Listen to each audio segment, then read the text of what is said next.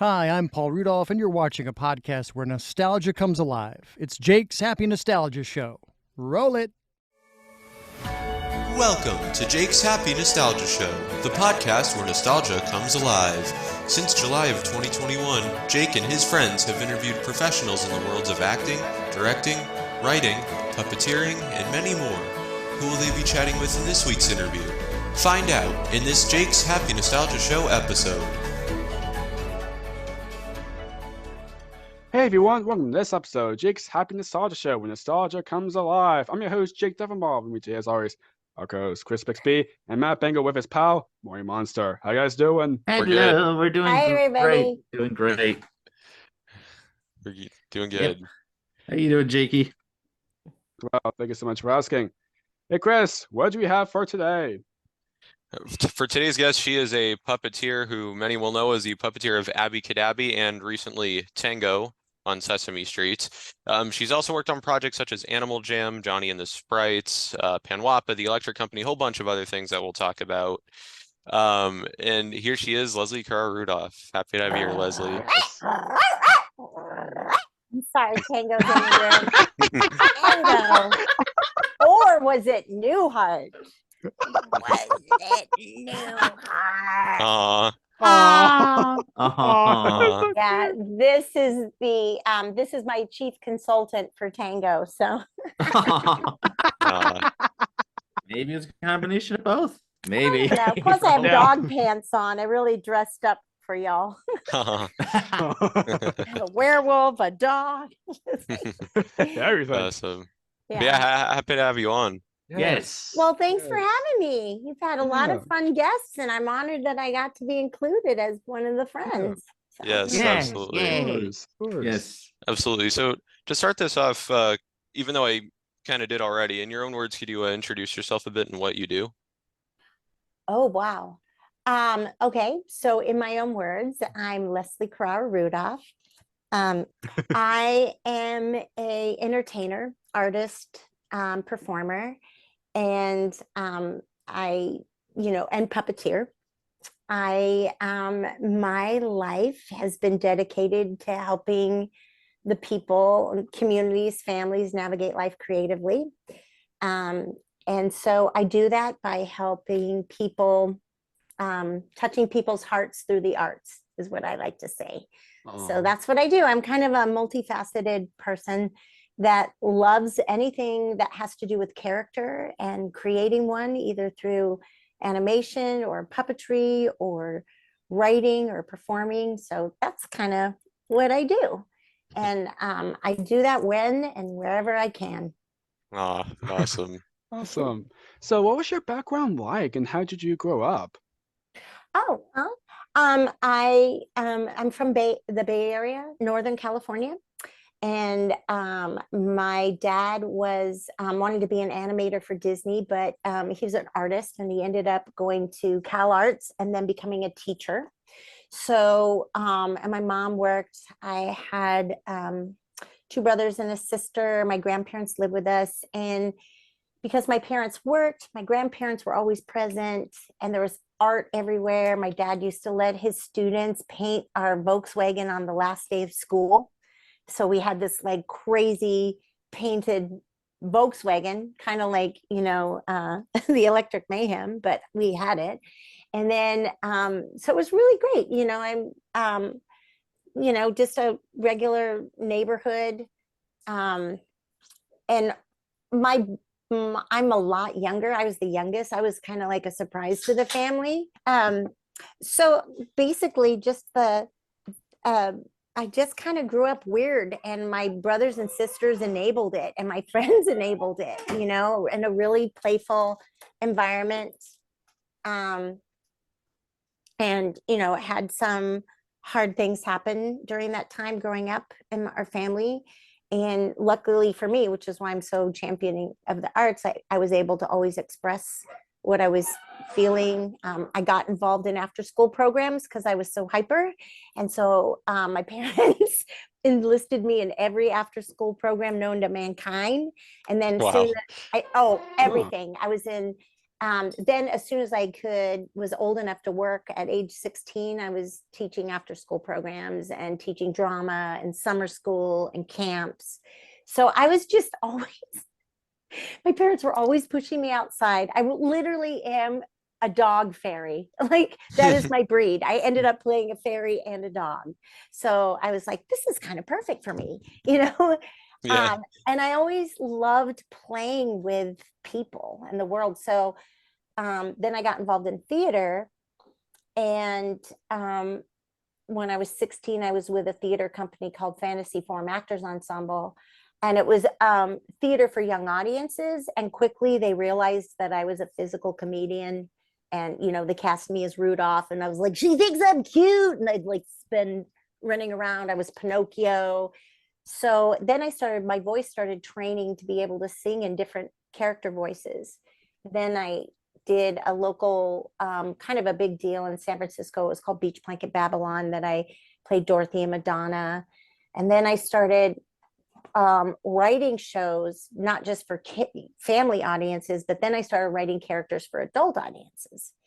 So that were still like, I don't swear or do anything, but I just kind of kept creating characters using my voice and my body and my imagination. And then that, but I struggled with writing and reading. Like my brain, I have kind of, I don't know if I thought I was dyslexic and maybe ADHD, but I just have a perception processing disorder. So reading and stuff was a struggle for me.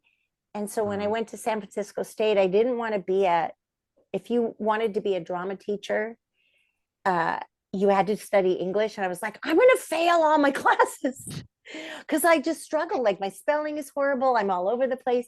But then I realized that my gift was working with kids at risk and getting kids to come out of their shells. And I would have puppets at the camp and I would draw characters and I was playing. So I designed my major at San Francisco State, child development through the arts. So I studied child psychology, therapeutic recreation, which is designing programs for hospitalized kids in outreach programs, foster homes. I just could find different ways to reach kids through the arts. And so that's kind of, but after I graduated, I was going to get a job doing like the Bridges program for, which is kind of for young people that have different abilities. And but I ended up just getting jobs as an actress. I ended up getting work and doing Sweeney Todd. I was the Beggar Woman. You know, I did really extreme characters, you know, and Pump Poison Dinettes and Little Shop of Horrors. So I kept doing theater and after school stuff. And then I started writing my own shows. And that eventually just led me everywhere. You know, that's what I think it is. I just kind of somehow ended up here on Sesame Street. I mean, it was because of those are my roots, right? So I kept doing what I did. I ended up working at Disney World, and then I ended up writing a show that had HBO Workspace, and at the same time the Muppets were looking for female comedians who could sing and all those things. And so it just happened 26 years ago, I think, was my first start on Muppets Tonight, which so Bill Beretta talked Brian Henson into hiring me. He says, I think she's got some characters. I was like, I got loads of them. And that's where I met my husband, Paul Rudolph. So Bill Beretta changed my life, I guess. Muppet Tonight's a wonderful show. I'm hoping it gets on Disney Plus or something like that one of these days. Yeah, I mean, previously, that'd be great. We previously interviewed one of the puppeteers you worked with on there, Brad Abril. Oh, I love Brad. Yeah, Brad was great. He was fun. He's super tall. He was so hilarious. I was like, Brad, I don't feel like walking over there. Will you pick me up so I can get that script? And he would go out and pick me up. I remember when we interviewed him, he was like, his hands were like so. I remember he was like telling us that he was about to do like a shooting with Kermit, but his hand was like too big. So like, it's too big. Oh, dang it! I almost got it. Almost. He was another enabler. He had fun. I hope Brad's great. Oh yeah. Great personality, lots of voices, really Yeah. nice. Yeah. Yeah, and I've heard that you performing as Spamela Hamderson Spamela Hamderson from the from the Pink Swatch. Baywatch spoof. Yes. Yeah, sure, totally. Yeah. Awesome. Great show. Absolutely. So speaking of Muppets Tonight, I'm curious, who were some of your favorite celebrities to work with on that show? Oh gosh.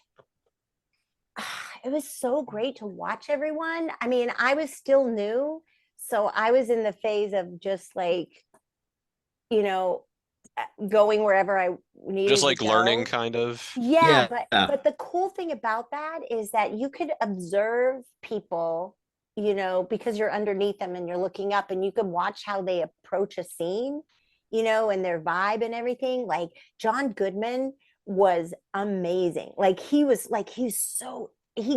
like immersed himself 150% just watching him work. Martin Short was hilarious. He kept adding and adding. Jason Alexander was the same way. He would do a scene, that Perot scene. Remember when they were on the train? Do you remember that scene? Mhm. Where he was Inspector Perot, I think. And every time he did the scene, he would get funnier and funnier. Paula Abdul was great. I really liked it because I used to dance. Oh, and so I yes, knew some of yes. her dancers, and Oh, she was yeah. super kind. Everybody was really cool. Gosh, I can't, who was really, oh my gosh, I can't believe it. Country Western singer, Garth Brooks. Yes, Garth Brooks. Yeah, I was going to say, yeah. Yeah, Garth He Yeah. Oh, Brooks. yes. he was pure joy. Garth Brooks was pure joy. He was super funny. He sang live. Tony Bennett sang live. Tony, yeah. With Ralph Sharon, his musical director there. Little Richard sang live. Yeah. Yes, love Little Richard. And Yeah. Paul actually got to play drums for him. I was like, oh my gosh. So I think I was just watching everybody. Oh my gosh, I can't even remember. It was all such a blur. I have a scrapbook and I haven't been able to find it. So I can't really say who was my favorite because they were all like studying. Kathy Najimy was awesome. I loved her, even though she was just briefly at the DMV. But I don't know. I think everybody was fun to just watch work. Definitely, yeah. Oh my gosh. What about Pierce Brosnan? He was super cool. And that was like a really long shoot day as James Prawn. Yes. Oh, wow, that's Yes, awesome. And of course, Whoopi Goldberg. I probably have to say Whoopi was my favorite because, well, she's one of my heroes, and I wrote her when I was working in Florida. I wrote her a fan letter, and she answered back, and she sent me an autographed picture. Oh, that's nice. Oh, that's wonderful. I freaked out. And then later, when I was on her radio show, it was before she was on The View as Abby. Oh. Yeah. So I was like, oh my gosh. And then when she was on Muppets Tonight, I go, I wrote you a fan letter. She did. Of course, she probably didn't remember, but right, because you probably because you got like thousands, I would imagine. Yeah. Yeah. But she's everything you want her to be and more, So. Yeah, absolutely. Yeah. So another project you worked on early on was the second season of the Wubbulous World of Dr. Seuss, inheriting the roles of Little Cat A and Morton the Elephant Bird. What was that like? I love doing Morton. That was really fun because hey Dad, I love that bird. Hey Dad, Morton Jr. That was like after Muppets Tonight, they like again, I was a work in progress. And so they were having auditions for actually Bear in the Big Blue House, and simultaneously for the second season of Wubbulous World. And so I was actually auditioning for both. They pulled us into audition, and at the time I was in Florida doing Search for Signs of Intelligent Life in the Universe, Lily's show. I was doing that equity show, obviously a show with characters, but And so I went up to New York, and I was so excited because I hadn't really been to New York since I was with that theater company a long time ago, where we went through New York on the way to Massachusetts. Like, and my first Broadway show was Cats. You know, I know, like, I'd never really been to New York. So I said, yeah, I'll audition. There's no way I'm going to get it because I'm still learning, right? And I guess I liked my take on Morton because, you know, Kathy Mullen was there, and she was very, very supportive of me, which was really, you know, because she wanted to direct and stuff, and she was really wonderful. And I met Tim Lagasse there, which is, I met my brother. We're both lunatics, right? He played Junior and I played Morton, and we spent the whole day at a sleepover.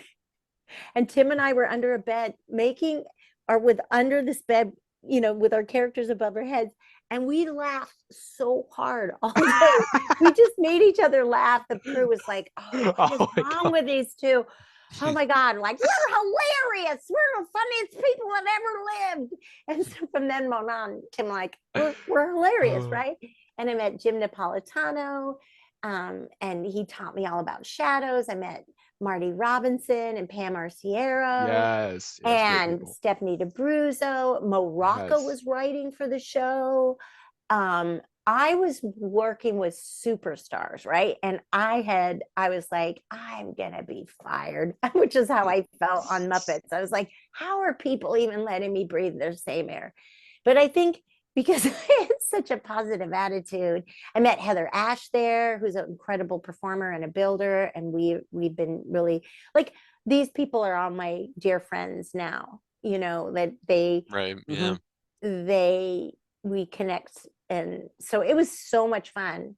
And Jim Doltz, who was the set designer for Muppets Tonight, he was the second season of Wubbulous World. He designed that area. So I got to work with Jim Doltz again. And Jim Doltz was really key in, because he was really kind to me, and he knew I was far away from home. So he always invited me when I was on Muppets Tonight for Thanksgiving and things like that. He was key into getting me in for Getting Sarah Marshall. Okay. You know about, I'm in that movie. Yeah, that's right. Yes. So he was working on the set for that, and he goes, I know the person you should hire for that vampire. I don't know what he was talking about or why he thought I would be good at that, but I'm glad he suggested me.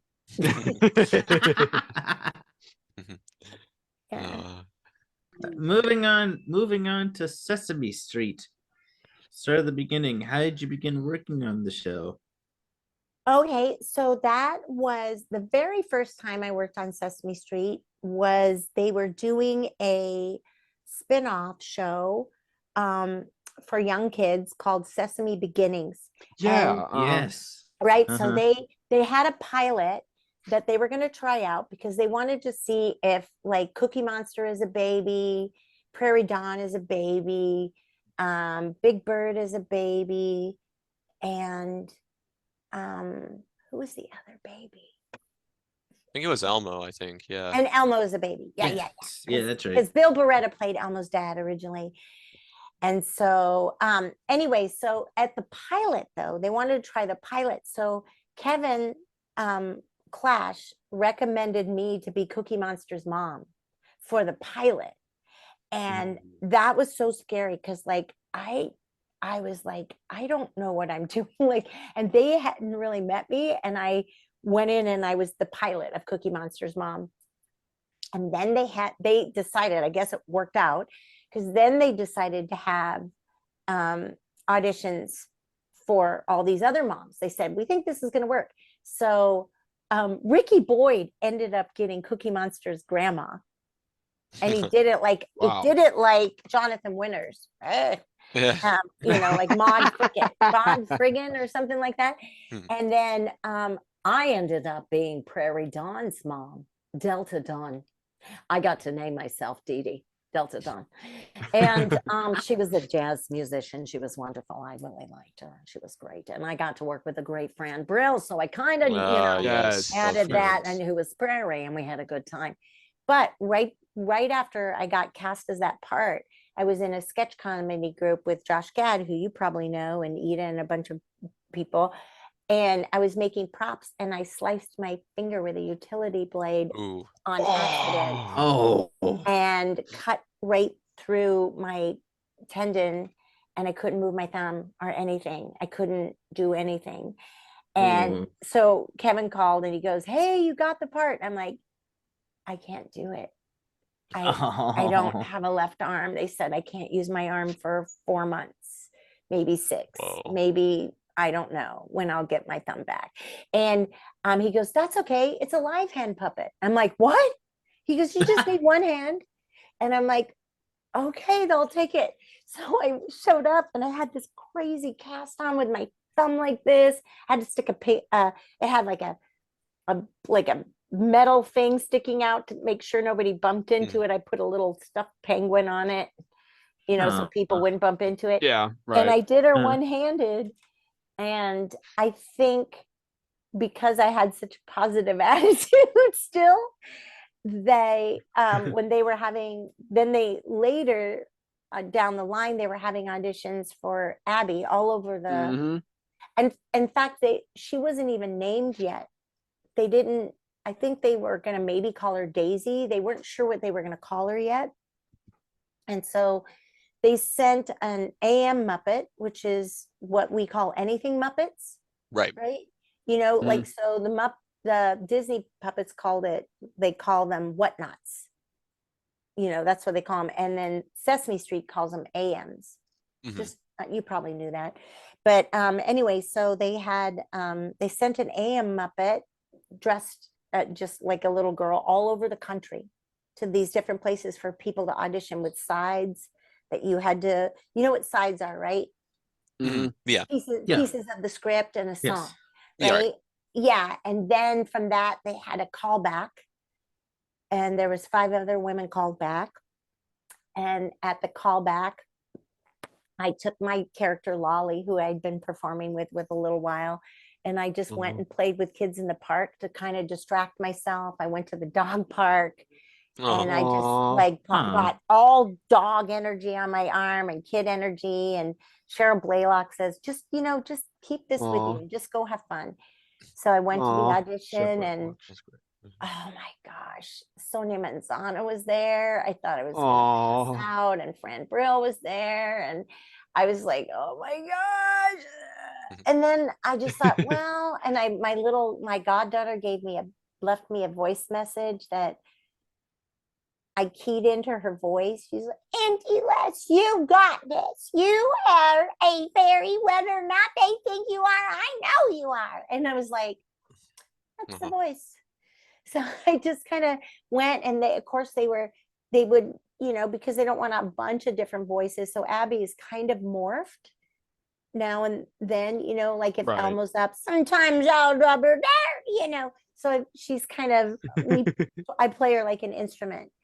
And then once I hadn't even seen what she looked like. And at the callback, they had what she looked like. And I was like, oh, you're going to have to cut this puppet off my arm. I love her. She's so cute.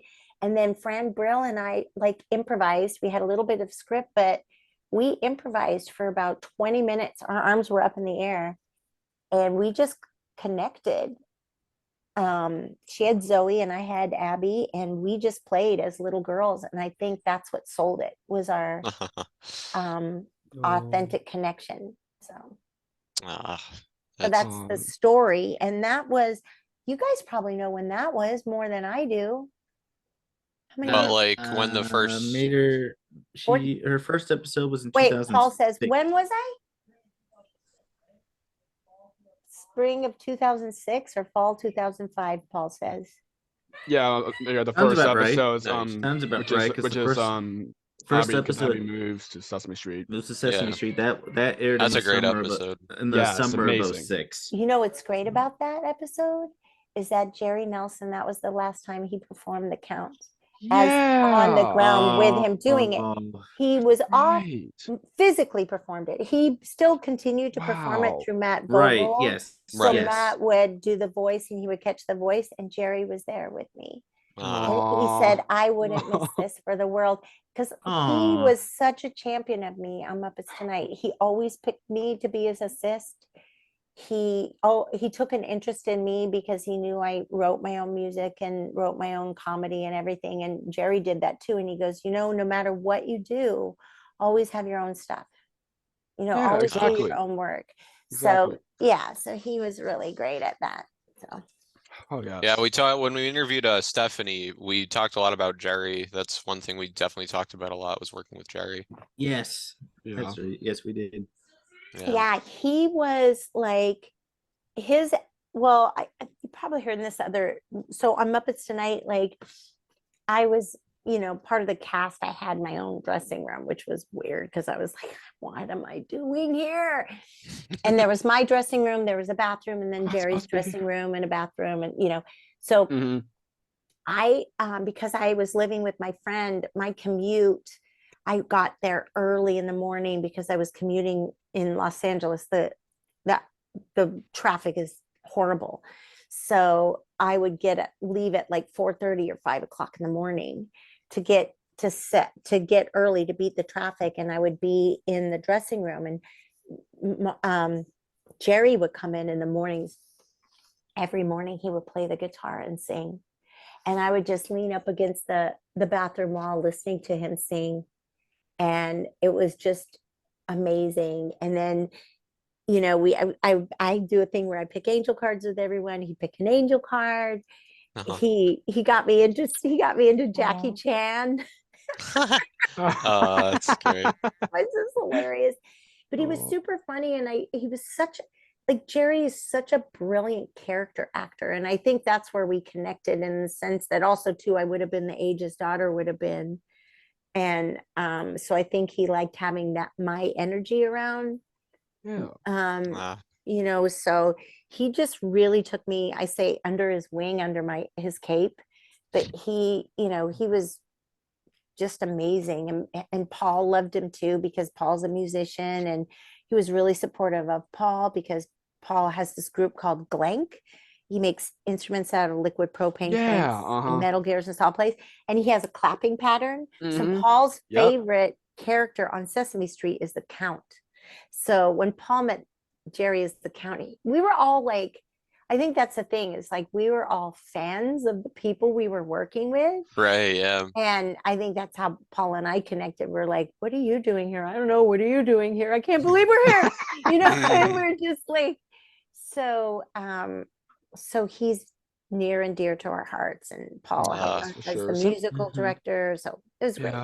Yeah, same goes, What a good Bob guy. and Oh, yeah. Emilio. Of course. Oh, I have them all with me all the time. I have like a little shrine to everybody, and they're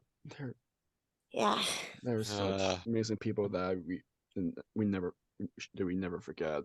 Franchise, honestly. And when we interviewed Allison Bartlett, we talked a lot about them as well. I love Allison Bartlett. I love her. She's wonderful.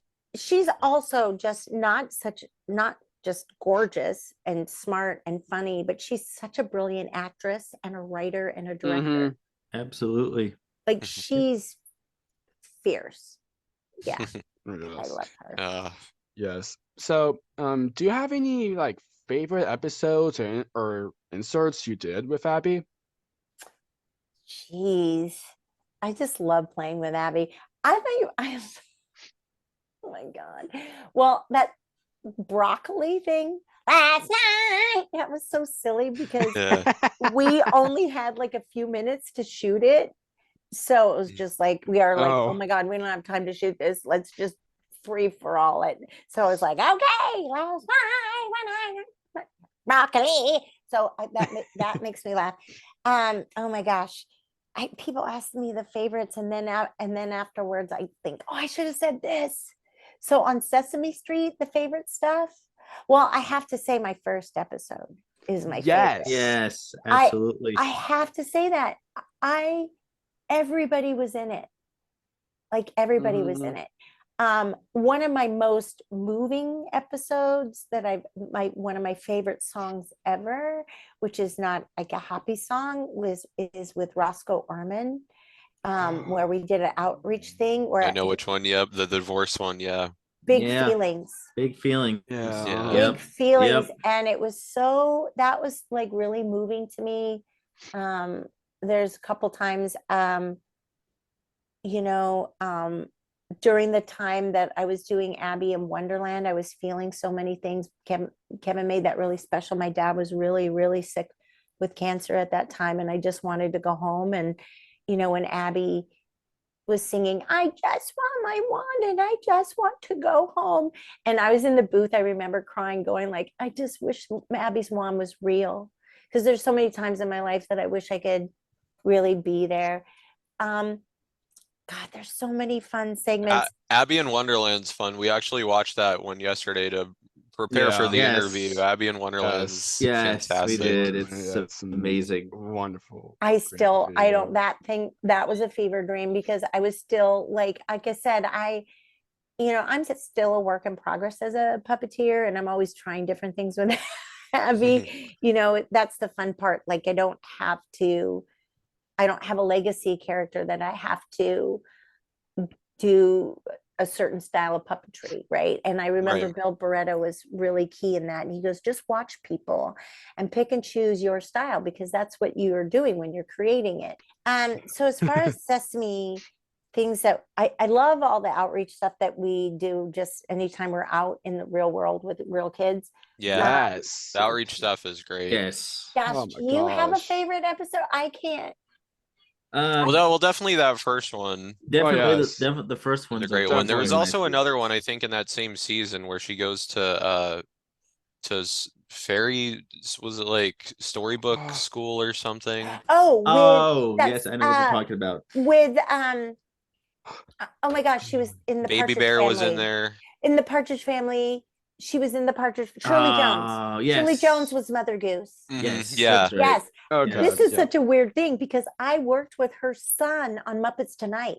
What? Oh, did Yes. you? Wow. Oh my So- gosh. So it was really weird What? because I was like, I even remember going to his house because we would get home really late and we both had dogs. So he goes, let's walk our dogs at night. And I go, why do you have Ryan Cassidy? And I go, why do you have pictures of, wow, you really like the Partridge Family. Like, why do you have all these pictures of Shirley Jones in your house? And he goes, that's my mother. And I'm like, so embarrassed. So anyway, when she was like, oh, I worked your brother with your son Ryan. And it was really nice because Sesame, the people were looking out like, what? And so I had a connection with Mrs. Goose. It kind of relaxed me a little, but that was fun. Yeah. I always like when Abby gets to pretend like she's an expert at something. Like, I'm dressed up as Dr. here, and for some reason, Abby does her Stewart. She does her Jimmy Stewart impersonation. Those pedals. She just like, I always like when, listen here, what's the scoop? Cookie, we're having a paper here on Sesame Street. But I also like anytime we do any kind, I loved all of Elmo the Musical. Yes. I Yes. loved, Yeah. Oh, yes. oh, Yeah, I for loved being Velvet. Velvet. Yeah, I Yes. just- Velvet. Yes. Bring Yes. me back. Just bring me back. Bring it Hang back. me in the corner for the love of, I would just drape in. I'm perfect for scene changes. I don't know why they don't bring me back. And then plus we got to sing and do other characters. So I really loved all of those parodies because we got to sing. Yeah. Yeah, I'm on the musical. It's great. Yes, I love Great Elmo the segment. Musical and Velvet. Yes. Yes. I love that you Yeah. mentioned Panwapa Islands because that's where Penelope Penguin was born. And Penelope she's one of Penguin, my yes. she's one of my favorite characters ever. I just sang with Billy Porter. I'm really proud of that. She's great. She's like Jennifer Tilly, kind of, sort of, a little bit. Yeah. Speaking of Elmo the Musical, what's it like doing that?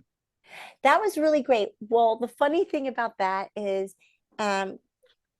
Ricky Boyd, who's a brilliant, Previous guest. He's wonderful. He's- Ricky could tell you stories. He's like the best guest. I'm so glad you interviewed him. His Jim Henson, how he met Jim Henson story where he's in the blue suit. Did he tell you that? I think so, yeah. Yeah, I Yeah. think he might have did. Yeah. Yeah. He's so great. He's one of my dear friends because we worked on Animal Jam together. We did. Yeah. Yes, that's right. Yeah, he Yeah. was Waffle, I was Edie. And so anyway, Ricky Magnetic Dreams, which is now Armada, was doing all the animation for that. Right. And so they made me sit as Velvet on set with a camera pointed at me to watch my facial expressions and read live. And I was like, What? so embarrassing. And so that's Oh when my I gosh, I started can doing tell. my pipe cleaners. Like I do pipe cleaner sculptures. I don't know if you guys know this, but I'm obsessed with pipe cleaners. And it started as pink monkeys because Lolly has a pink monkey rescue. And I was working on a show called Wake Up You're Weird. And I was making pink monkeys for people to adopt and to raise money for my show. Because that's what you do. You make pink monkeys out of pipe cleaners and to raise money. So, but then I got bored with doing pink monkeys and then I started doing all these things. So I had to sit on set doing that. And then, but then I got cast as other characters and that was really fun because they had different Broadway composers, like Jason Robert Brown wrote the noir one. And so we had all these different, I was Nettie the Yeti. So sometimes our characters were performed live and then sometimes like I was the tomato in the tomato the musical I guess it was called, I can't remember, and for that was weird. So I didn't have a puppet but I had a big tomato on a stick, like a big like holding up a paper plate, and I'd walk through the scene and I'd hold my tomato where the tomato would be. So sometimes we had these markers that we were holding. And I can't remember. I think I also I also remember playing an evil character. I can't remember when. Had a machine and I was in gold. I was in Ladyfinger. No, I think that was the Cookie Monster. Remember Cookie Crummy Pictures? Yeah. Yes. Yeah. Yeah. I think it was a James Bond villain in that. Yes. Our parodies, I love all of our parodies. Yes. Oh yes. yes. So yeah. amazing. Yeah, one of my favorite. So creative. Yes. Oh yeah, for sure. One of my favorite songs, like related like Abby songs is I Love Words. Words, and more words. Yes. I adore words. I love words more than I can say. Like I like saying pop and poodles. Yeah. Yeah, that was great. Well, Mike Pantuso was the artist on that. If you guys don't follow him on Instagram, he is one of the most creative art guys. He's out there. But I love Mike Pantuso. He's always also doing these weird things. And that was really interesting. So early on, you'll love this, you guys. Early on, when Abby had the wings, right? It was motorized. She had motorized wings.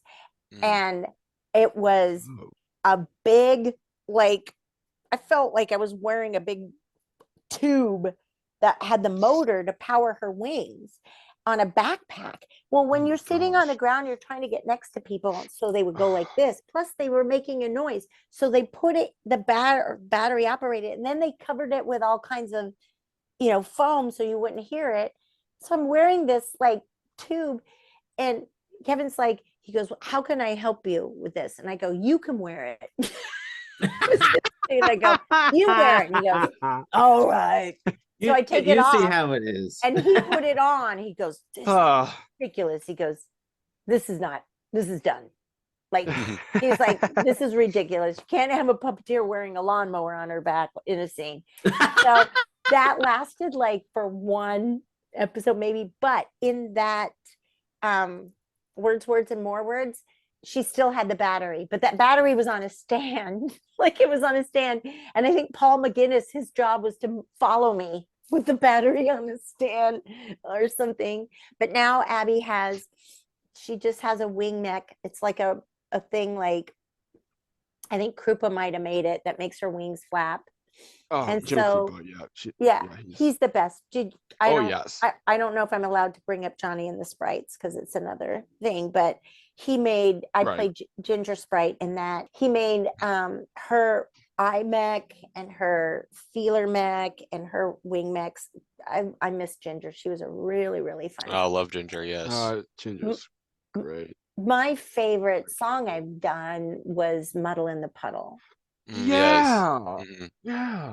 way up there. I love that so much. In fact, I even have it right here. Like, let me see if I have a picture. That was just amazing. And then the Christmas episode. Yeah. Yeah. So in the last, I don't know if you guys can Aw. see Ah, that. yes. And there I am with Basil, Basil, Tim yep. Lagasse. Oh Uh-huh. yeah. So we were reunited again, Basil God. and Ginger from, Junior and Morton. So we had that Right. chemistry. Yeah. And at the very end, when she looks at Uh, herself in the mirror and she's really upset, you can see there's water and the camera is underneath the plexiglass and it's looking up at Ginger and then she touches it. So that's how that last scene is shot. It's just really beautiful. Oh, So I love Oh, anytime God. Abby flies too. Like I fly in from the side, I'll just stand on the corner of frame. So I'll be like this.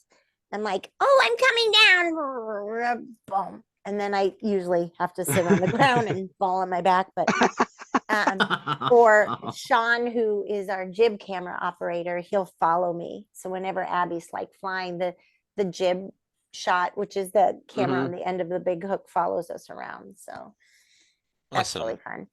Awesome. Yeah. So now, And I also love when okay. Abby is with Big Bird because I Oh, yeah. love that Oh. she's so small and he's so big. And he's so big. Yeah. Yeah. You got it, pal. Yes. Yes. Yeah.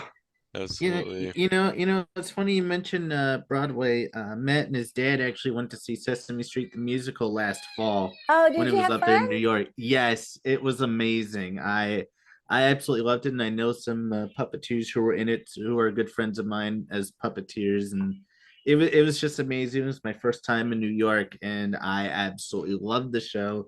It was so fun. I will admit, just seeing those characters up close got me a little teary-eyed. Oh, it Aw, that's did. nice. It did. It was a wonderful show. Absolutely fantastic. Definitely. So now, Yes. going back to Abby a little bit, she also had her own segments, Abby's Flying Fairy School, and with Rudy, of course, Abby's Amazing Adventures. How did it feel that your character got her own segments?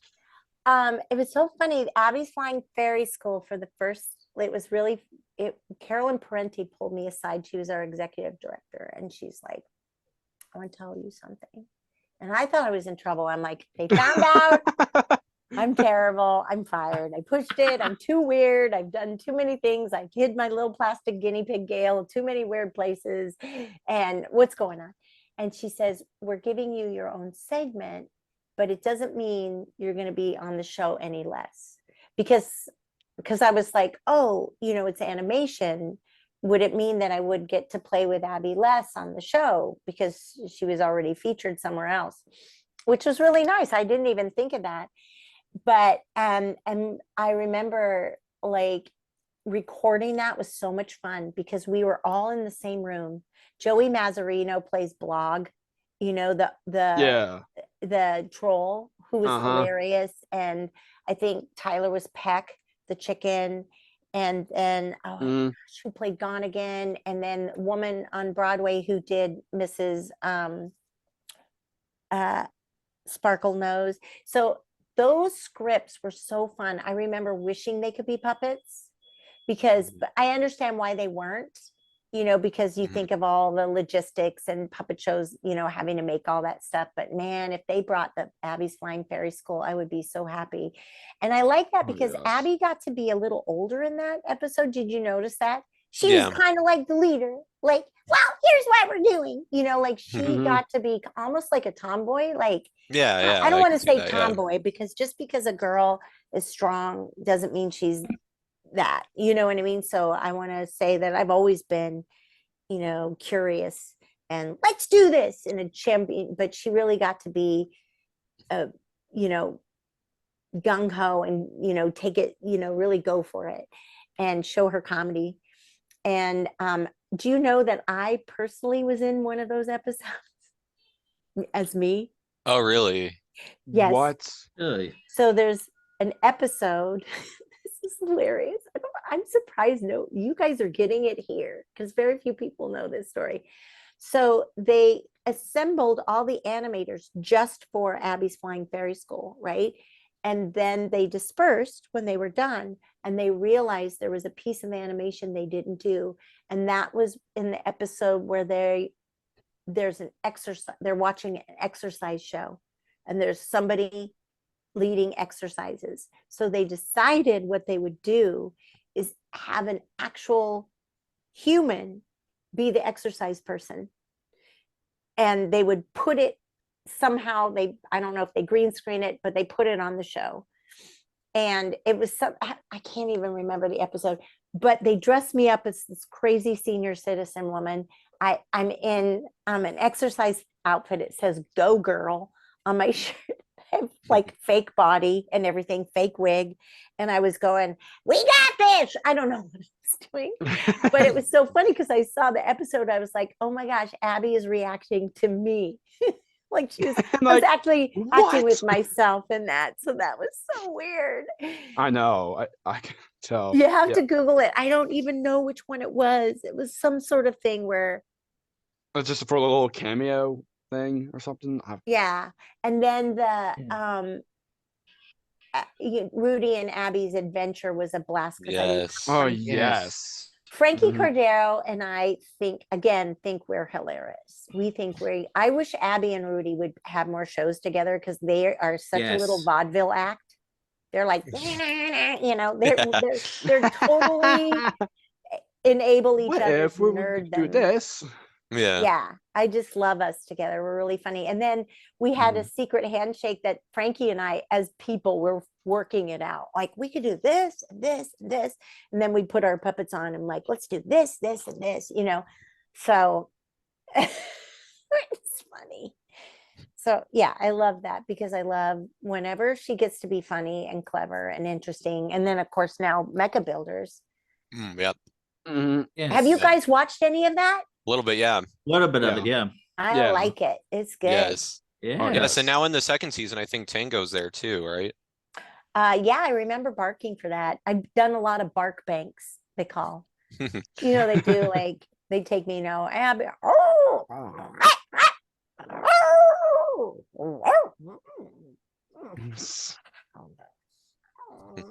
And like craziness. Yeah. I remember Abby's Flying Fairy School a lot. Same. So, I remember playing some of the games on the.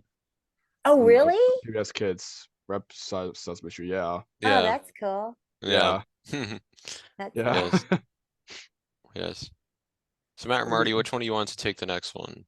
I'll take it while Matt's looking for the episode you're bringing up. This may be difficult. You can name a few, but who are some of your favorite celebrity guests on Sesame Street you've gotten to work with? Oh wow! And I see that you have your Rudy doll.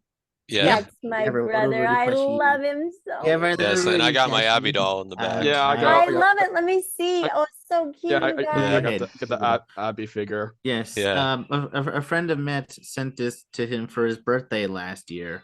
Oh, and, Paul we've found had it. ever since. Oh my God. Paul found a picture of what the day we were filming. That's what I looked like. Oh, Oh, wow. Watch the video version, folks. You'll see it better. Yes.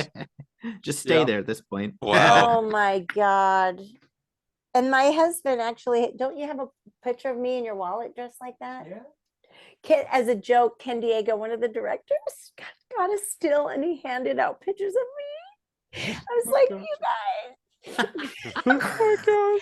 Okay, favorite celebrities. Oh, well, I love all our musical guests. We had John Batiste, who's a unicorn. He is just amazing. Jason Mraz was amazing. I also like, oh my gosh, The Power of Yet, Janelle Monáe. Yeah. I love that one. Oh my gosh, she needs to play the Lena Horne story. She's amazing. Oh my gosh, Ryan Reynolds was a hoot. He was really funny. We had Blake Lively, his wife, on briefly for the Pickle special with Amanda Seyfried. Yes. Amanda Seyfried is so sweet. You know, well, no one's ever mean on Sesame Street. I don't think Right. I can think of I can anybody who has ever, you know, just, you know, if anything, they might have been just like in shock, you know, or something, but never that. But Amanda Seyfried was really sweet with Abby, and she sent me a pillow that she hand knitted afterwards, a pink pillow and a thank you. And their daughter, I was just like, oh my gosh. Aw. So she was sweet. Oh my gosh, we've had some. I think all of our musical guests have been brilliant. I Yes. can't even think of all the guests that we've had because we've had so many. Do you have any questions about any of them? Well, going back to Uh, Whoopi Goldberg, I know she was on the 50th special, Oh yeah. Mhm. the Yeah, 50th but anniversary, and she did a number of other things with Sesame too. I know. Yes. yeah, it was kind of. I still get starstruck around Whoopi. And I think everybody was kind of like, it's like seagulls at the dump. Everybody wants to be next to her. Like, I want to be next to her. I want Yeah. to be next to her. Yeah. But Oh she, yeah, and yeah, Patti LaBelle. oh my God, Patti she was. LaBelle. I Yes. loved her. She was fantastic. And she was wearing little piggy slippers, these slippers because she wore really painful shoes. And so we said, put the slippers on. But Isak Perlman was really amazing. Yeah. Um, Whoopi liked my dragon shoes that I paint. I paint shoes, and she liked them. And so I painted her some dragon shoes, and she wore them on the View, and I was super excited. She wore a pair of my shoes. I was like, my mom called me. She goes, Oh my gosh. I'm so proud of you, but I'm super proud of you for your getting your artwork out there, because she goes, people don't know you're an artist. And I'm like, well, I don't know. I like art. I liked Samantha Bee. She was Mrs. Muppet. No, she wasn't Mrs. I can't remember. Samantha Bee. She was really funny because she's a really great improv, and I don't think people is on her radar, but I really enjoyed her. John Gosh, Legend was fun. Oh, You John guys did the John Legend. Legend, yeah. Oh yeah. Oh my gosh, when he starts to sing, you just kind of melt. And I what I know, like yeah. about John Uh-huh. Legend is he does so much for the community, and he's done so much outreach. And he and his wife is wonderful. His wife, I was on stage with Abby, and she was like full on pregnant. We were at this awards assembly for, it was like this Smithsonian Enlightening Award or something like that. And his wife grabs Abby like, hug my belly, like, I'm hugging your belly, you know, like she's like, oh, she was really kind. Oh God, there's so many people that we've had, and every time there's so many standouts. I'm embarrassed if I can't. Ask me more questions and I can tell you stories. What, Paul? Oh, Jane Krakowski. Oh my God, she's hilarious. Oh, She's yeah. a quadruple threat. I love her. Yeah. I really wish we would have Paula Pell on. In fact, I'm going to throw her name out because Paula and I did the Kathy and Mo show together, and we worked at Disney World together. So I'm going to actually see if they can. I love Sarah Bareilles. Abby and her second song. Yes. Yeah, so that was really sweet. You know who was Tori Kelly? Yes. Yeah. And you know who's really funny is Paul. Who do we do the Halloween one with? The kid, huh? The song that we did with, I follow him on Instagram. You know, the one that always samples different sounds, and he's Charlie Puth. Charlie Puth. Oh my gosh, yeah. Yes. Yeah, Charlie Puth, yeah. He's really kind of reserved and shy, you know, but then when he gets kind of playful, so Charlie Puth is really he was really fun and kind. Yeah, because he did a cover of Sing with you guys, didn't he? Like, he did a cover of Yeah. Sing. Yeah. Dave Grohl was yes. amazing. I Fighters, mean, it's just yes. like once we start thinking of people, it was like, of course, Josh Gad. I was super excited Yes. that Josh Yes. was on because I'm like, Josh. Josh. And then Lolly took advantage of him being there, like, Josh, now that you're here, I need you to be at my cabaret. You know, you owe me, Josh Gad. Oh, Yeah. yeah, and another celebrity guest that we know about is since we're not just Sesame fans, we're also big Wiggles fans as well. And, Elmo, Abby, Cookie Monster did some songs with the Wiggles with fruit Yes. salad and to prepare. Yeah, I'm kind of curious. What's Yeah. that like for me and They're- them? We have different styles, Yeah, of the way we relate to the audience. So that was just kind of an interesting melding of the worlds, because the Sesame Street, they don't necessarily know they're on a television show, right?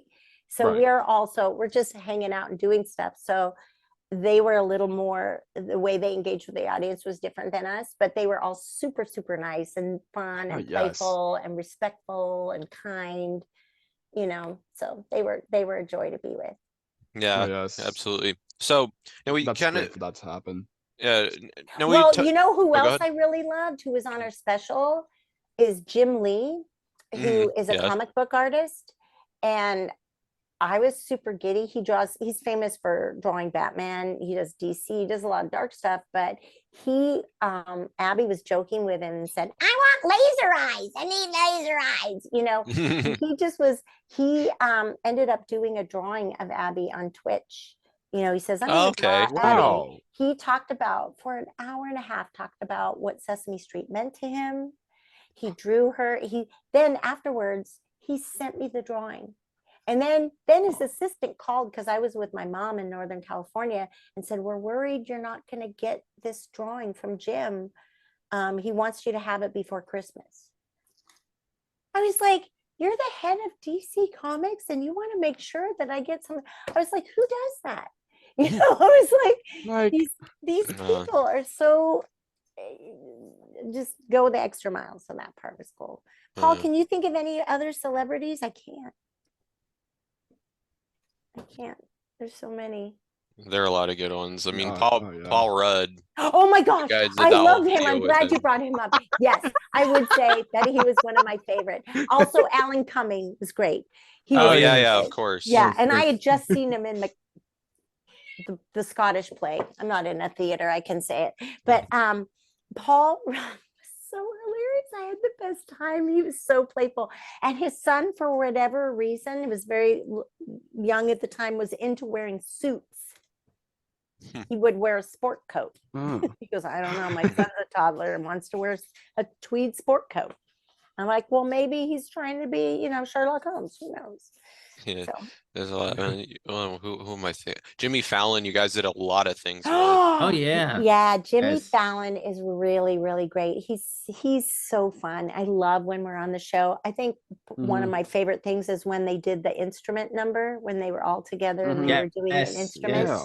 And he was Yeah, I really love that. kind. He was really good. He gave Abby a step out, which I'm always happy when a female gets featured. We're Yeah, few and of far course. between, but I really like when that happens. Yeah. So we talked about this a bit earlier, but let's talk more about the outreach projects that Sesame did, because I know you did a lot of them. You and Rosita did a lot of them. Can you talk a bit about working on those and the stuff that Sesame does for like the military and stuff? Yeah, so we do so the military outreach, the first time I was brought in was for the character, and I think she's coming back, Jessie. So what happened with the military outreach, they were trying to help kids that were the first one was dealing with a parent who's deployed. Yes. So Elmo his dad was deployed. So they dealt with that, kind of what things come up with that. And then the second one was a parent coming back, either having gone through change, going through change. So it was post-traumatic stress syndrome, PTSD, it was physical change, it was all kinds of different things, because then you've come back. And so Rosita's dad came back wheelchair bound and dealing with change. And at that time I was Rosita's mom. And now since that time we've been recast. Obviously we recast with Amy Garcia, who's wonderful. But at that time we were still exploring, and then the next level was dealing with loss.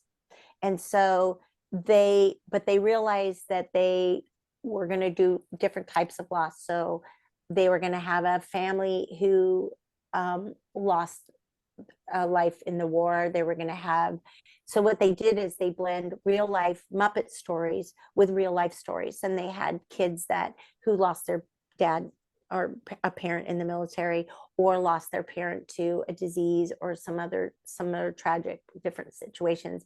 And we were dealing with loss. And then I played that character Jessie.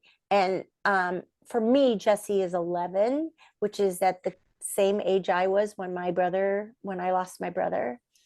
And so it was very close to my heart, and what was great for me is I knew exactly what it feels like to deal with loss at that age.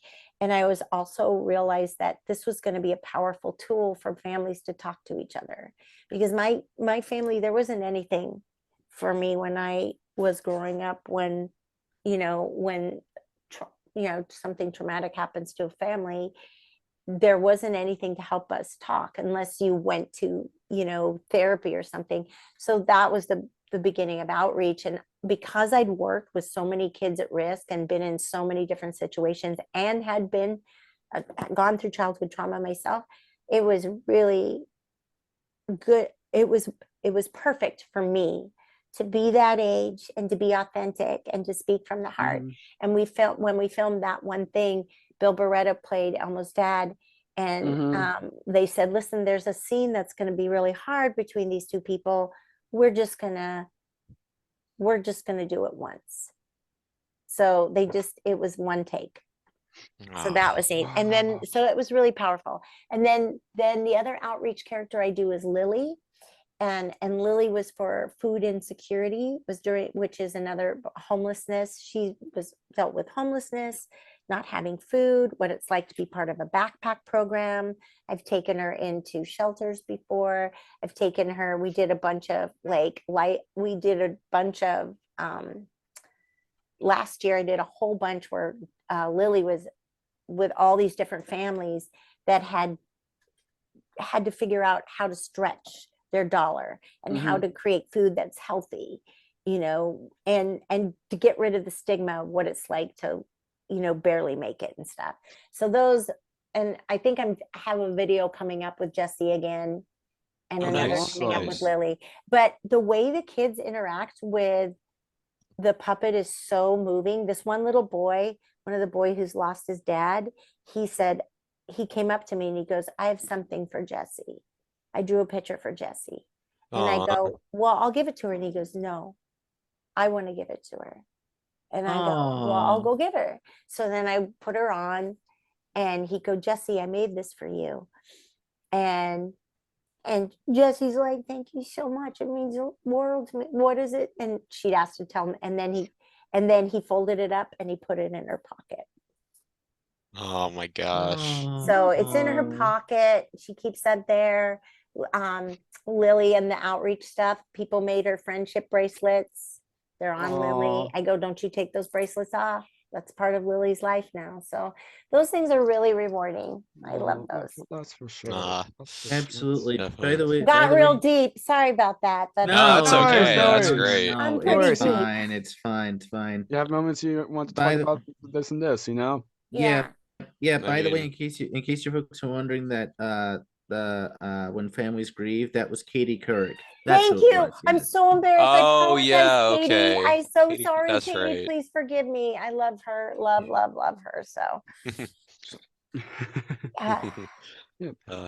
So some of the many appearances you got to do with Abby was at the Lincoln Center at the Candy Center Honors. Can you Yes, talk those about are those great. experiences?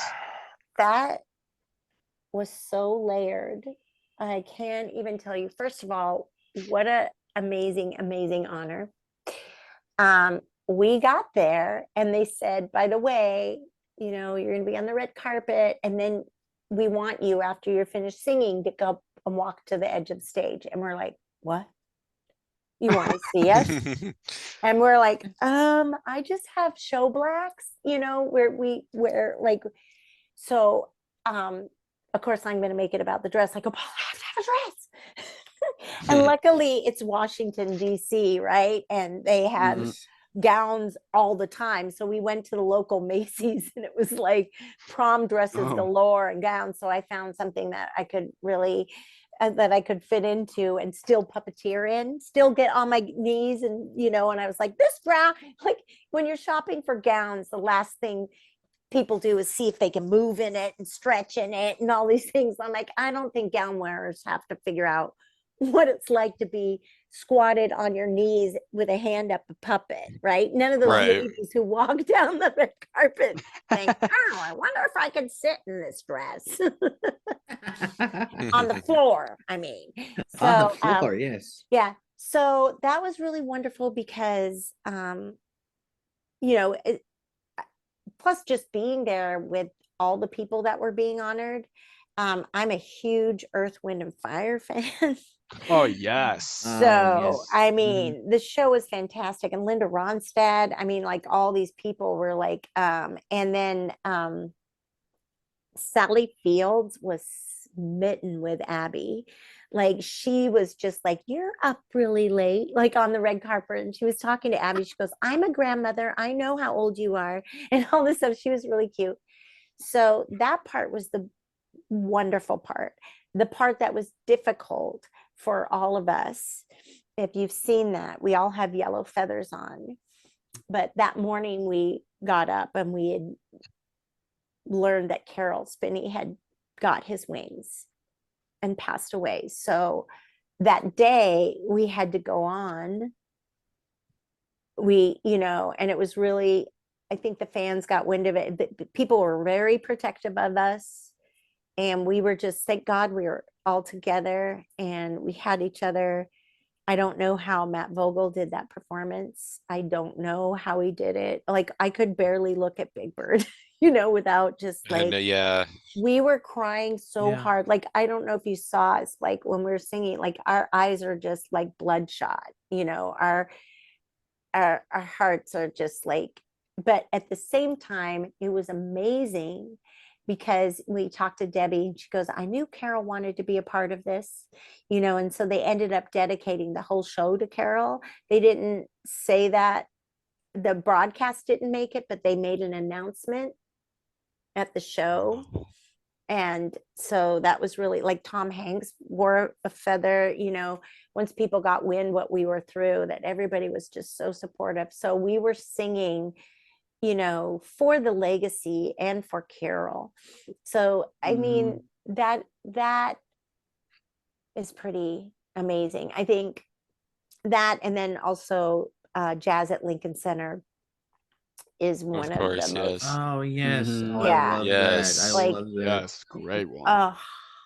Yeah. I brought back all the classics for that one. Yes. Yeah, Yes. I know when we spoke with Ryan about that, I know he's like, we really want to do that kind of thing again. Yeah, if we could tour with Wynton Marsalis, because the thing is that we're all performers and we all perform our puppets uniquely. And we don't just lip sync a song. We sing the song and we all have our own style. So there's not one way of moving it. Each song is a story, you know, and a feeling and a vibe. And, you know, like, all right, Big Bird, I think we got this. You know, see what I sing. You know, you listen to that. Abby is like, yeah, I got this. And like she's feeling the jazz, right? And so we don't just put it in our voice, we put it in our body and our movement, or the, you know, 1, 2, 3, 4, 5, 6, 7, you know, like like we're cows singing, right? The Sirloin Sisters. So it's just, we much we like to be connected to our characters in a live setting and really groove and be with the artist, because everybody's trained vocally and physically. And yeah, so that was, for me, that was a huge thing, because big band and jazz music is my jam. So I love that. Absolutely. No matter, Marty, which one? You take it, man. Giving the I've human asked a this go. question. Yeah, give the human a go. Thank you, Marty. I appreciate that. Marty, you're so thoughtful. Ah, thank you. I mean, I've already asked a couple questions to you already, so I thought I'd give him a turn. Thank You're a you. giver. You're a giver. Yes, I am. So something else that you've done pretty much every year is the Macy's Thanksgiving Day Parade. By the way, for those wondering, NBC is like the only broadcast, so don't even bother with CBS. Don't even bother. NBC is like the only thing that like everybody watches. I mean, yeah, Yes. but what's it like getting to puppeteer in such a huge event every year? Oh, it's one of my favorite things ever. First of all, behind the scenes thing, I wear a turkey hat every year, but I have a turkey themed outfit. So we call it, I wonder what my layer is going to be, because it's usually really cold and they say wear layers. And so like I was Captain America turkey one year. I was Spider turkey. So I will wear like the full end Spider-Man with the muscles and everything and my turkey. Yeah. Like I made a snuffy jacket. I was a snufferky, so for me, I like to dress up. I'm like such a nerd with my turkey hat. So that is something I do every year. Just dress up as a different layer, and people are like, what's she gonna be this year? And it usually has to do with something that happened during the year. When the Cubs won, I was a bear turkey. I mean, not a bear, like a cub turkey. Oh, that's great. But Oh my gosh. yeah, so I was Spider turkey twice. Once when Spider-Man came out, and once when Stan Lee passed. And then I was Thor turkey, Thorky. I was a Worky, which was a Wookiee turkey when Star Wars. Like, so anyway, so that part's great, but it's so fun. Like I'm usually in the nest. Like last year was really tricky because now I'm Tango and Abby. Yeah. Yes. And I had to choose, right? So last year, it's the first time I wasn't Abby in the Macy's parade. It was so hard. But because the song was about Tango and Tango's first Christmas, and I had Right. and it was like, I can't ask somebody to learn bark, and I was like, so I was Tango last year. The year before, Stephanie was Tango. So Pam was Abby, so Wow. and so that was probably the hardest thing. But the all-time best was when Abby had a balloon. Yeah, Oh, yeah. yeah. I remember that. Yes. And I gosh. was crying I so bet. hard. It was when my dad was really sick, and I, and Abby flies. The first year, I don't know if you know, her wand hit a church pole or something and broke. Oh. So it was like she had this big long, pool noodle that she was dragging through New York, and her wand, which by the way, Abby's wand's name is Wanda. Wanda puff was stuck to Abby's puff, so she had this random puff with this like weird pool noodle. But seeing Abby fly past the Believe is like, you look at it, and I was crying so hard because I couldn't. If somebody told my kid self that this would be something I would, growing up watching the Macy's parade, right? Watching the balloons your whole life. So for me, I just love it. And we can see through the nest, and kids are going, "Hi!" and we're screaming, "Hi!" We are like, no one can hear us, but we're like, "We love you. Hi, everybody." And the people in the windows are looking down like, "Don't look at our humans." And we're just, and then we're lip syncing, and then we take turns, and we have an arm up the entire time. Sometimes we'll tag team or whatever. Oh We're my exhausted. We gosh. get up super early. We go there, then we usually go to Schnippers afterwards. Sometimes we'll go because we'll like, it's lunchtime. We finished the parade and now we need to eat a turkey burger. So, and then we watch that, and then we all get together and we do the walk. So we go to our float, we check in, we do our song, and then we walk. They said, you can walk, you have 15 minutes. And we walk and we see all the floats. We walk all the way up to Santa, and then we walk back, and then we get on our float, and it's just magical. It really is. Yes. So yeah, I love it. Yeah. Yes, Yeah. for sure. Yeah. I don't know what my layer is going to be this year.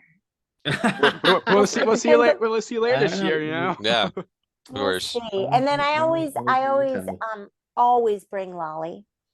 Oh, I love Lolly. Oh, And yes. Lolly, you I love know, Lolly. like thank goodness. All right, she's a little. I'm like, you have your own company now. She has her own company, Humor with a Heart Production. Yes, that's right. Yes, that's right. Yes. Plug she your does. own Humor with a Heart. Ah, there it is. Ah, yes. See, I always let her do the behind the scenes. So So yeah. So now on the subject of Tango, how did Tango come about? I think originally it was just gonna be, they wanted Elmo to have a puppy, you know, and they wanted to do a rescue, wanted it to be a rescue dog. This is the higher ups, and you know, I thought it was just going to be for an animation. You know, they said, oh, it's just for the animation. They were going to do an animated thing where Elmo gets a puppy. And I was worried I wasn't going to get it because I was already playing Julia's dog. You know, Julia. So Julia has a Labradoodle named Rose, and I play Rose. Woo, woo, woo, woo, woo, woo. And I was like, they're not. Julia's wonderful. I do different breeds. And so I was like, oh no, they're not going to give me. I'm like, and I felt like you have Abby, you should be super blessed. I wish there was more Penelope Penguin. There, I said it. I need to be a regular. But anyway, so but I love dogs so much. I am a dog. My hair's almost in dog ears all the time. So they had auditions, and it was like there was a script, and we had to interact with Ryan, who was reading Elmo, and I was at the audition. I'm like,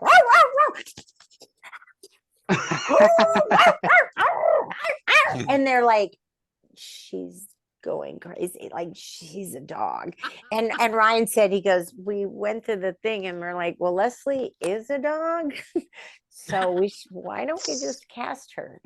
So and I was like, oh, thank you so much. I was trying not to want it, but I wanted it so bad.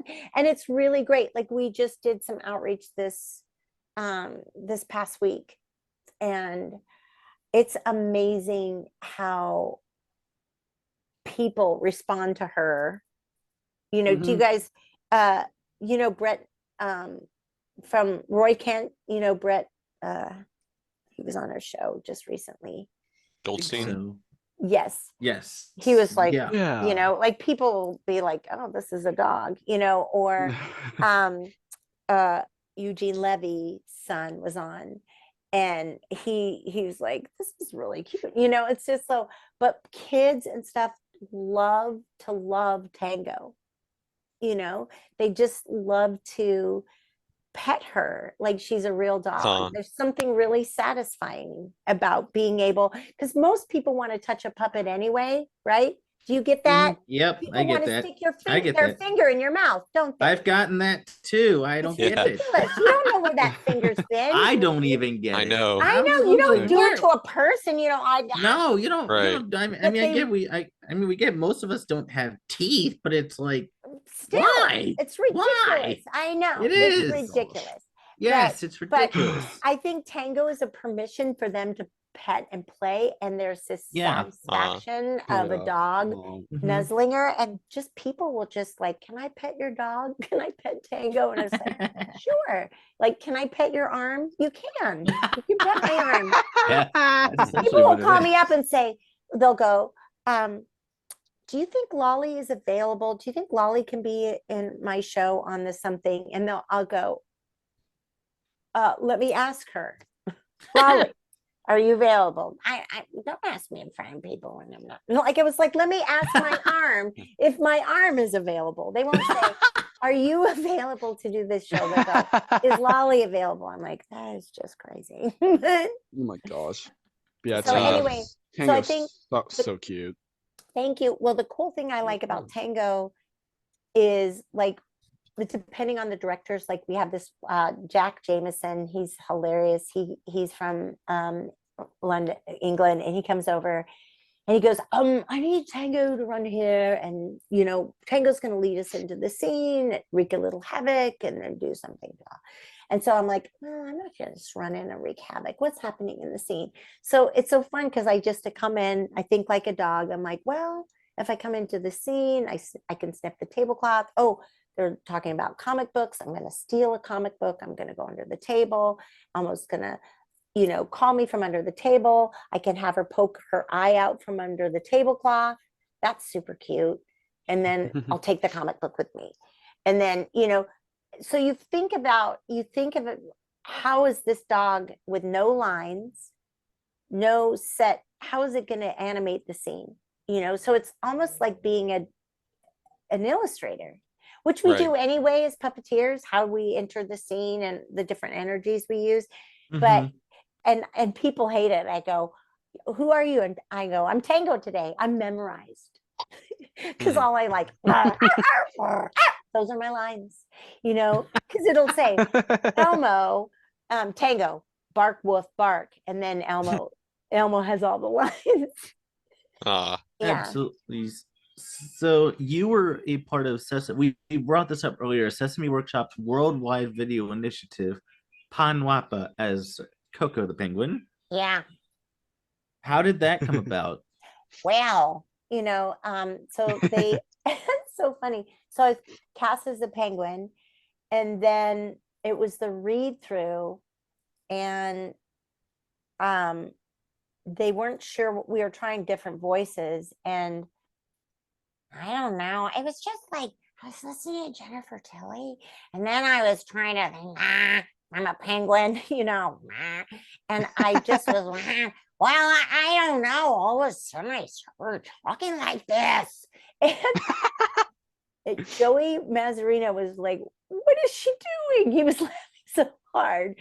And everybody's like, I don't think anybody expects a voice like this to be heard on Sesame Street. And I don't know. It was just so bizarre that I shocked them into saying yes. I think they're like, I don't know if this works, but it's so, I don't know. Penelope was an incoming, like she was just like something that just happened, like, and it was a perfect marriage, like, why, I'll do it, and like I ran in, I kicked the door open, and Joey goes, did that penguin just kick the door open? And I'm like, yeah, I did, and it was just like, you just tapped into the lunacy part of me that is just like, I say things, I don't know boundaries, she doesn't, she asks questions that she probably shouldn't ask, like, how much money do you make? Like, so she's loosely based on my nephew, my godson. Like, what, you probably shouldn't ask those questions. Warm up a bit or something. Like, Yeah, definitely. Yeah. So I guess she and luckily for me, Annie Evans, Marty's wife. Yeah, yes, love Annie. So too. We used to have these meetings with the writers, and we'd go in and we'd talk about our character, and they'd say, are there any other characters that you'd like to do? And I said, I really love that penguin. I know she probably doesn't fit on Sesame Street, but I just love her so much. And they were doing Elmo the Musical, and Annie, and I think Annie wrote it, but she was also in it was The Wedding, the musical, and Penelope was in that, I don't care. A bagel looks like a wedding ring to me. It's round. Let's do this. I don't know. I don't care who my bridesmaids are, as long as I get to the wedding. And then Annie's like, I love this character. So then she wrote another episode for her where she's pen pals with Big Bird. And again, she has no boundaries. She thinks they're playing basketball, and she just hogs the ball the whole time. I'm shooting all the baskets. She's no Steph Curry, but and she hugs people too hard. Everybody gets ice cream, and she goes, I like fish on my ice cream. And she puts fish on everybody's ice cream. And they're finally Penelope, you need to kind of read the room, basically. And so apparently, and then so she doesn't, there's a lot of penguins on, and then when Ken Scarborough wrote Friends with a Penguin, I was just like, please let it be Penelope, please let it be Penelope sing with Billy Porter, because I will be so happy. Yeah. And I guess you asked for one of our favorite guest stars. Being able to perform with Billy Porter in that was one of the highlights for me, because I'm such a huge fan. And plus that song is about be friends with people that you may not know you could be friends with. It really is about kindness. It starts by saying hi, so even though it's a fun song, it's got a really great message. And Penelope's awkward, and he chose that awkward penguin to be friends with, where not a lot of people may not wanted to be friends with her. And then they add Elmo and Abby. So I was really wow, we're really going for it here, in a clever way. Absolutely. Yeah, for sure. Yay, So Penelope. And Jesse Oliver, yeah. he's great. I love Jesse. He does all my, I have to do a fan art Friday. He's done almost all of my I know who you're artwork. talking about. Yeah, You know what? It's funny you mentioned fan art. Didn't you do one a couple years ago? Yes, and I still have it on my phone actually. When was this? 2 years ago when you actually reshared it. Can we put this up on the screen on post? It's a little fan art of Abby Cadabby. Yeah. And you actually reshared it on your page about, what was it, about 2 years ago? Yes. Yeah. And I honestly will never forget that you reshared it. I was like, oh my God, that's. I love that stuff. Thank you. love it. Fan art is just a huge compliment. And Yes. Oh, yeah. it just means the world to me. Come here, Newhart. Come here, you silly. Didn't you do one of Elmo and Tango not that long ago? Yes, I did. Where is it? I saw that somebody posted Abby and it was Abby and what's it? Abby and my brother hugging our dad's knees. That was, sometimes I don't always get it. I forget, I'm horrible at Facebook. You should know that off bat. I'm the worst Facebook friend. I post more on Lolly Lardpop. Jamie, who's my creative partner, she's going to post more on Humor with the Heart.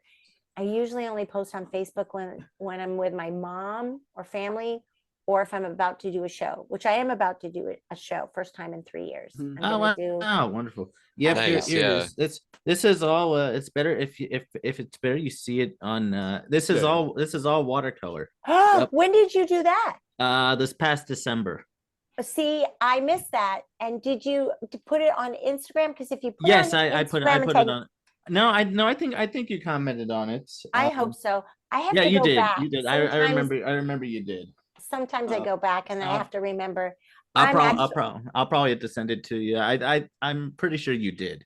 Okay, but you can send it to me. So also on Sesame Workshop, you voice various characters on the revival of the Electric Company. Can you talk a bit about that?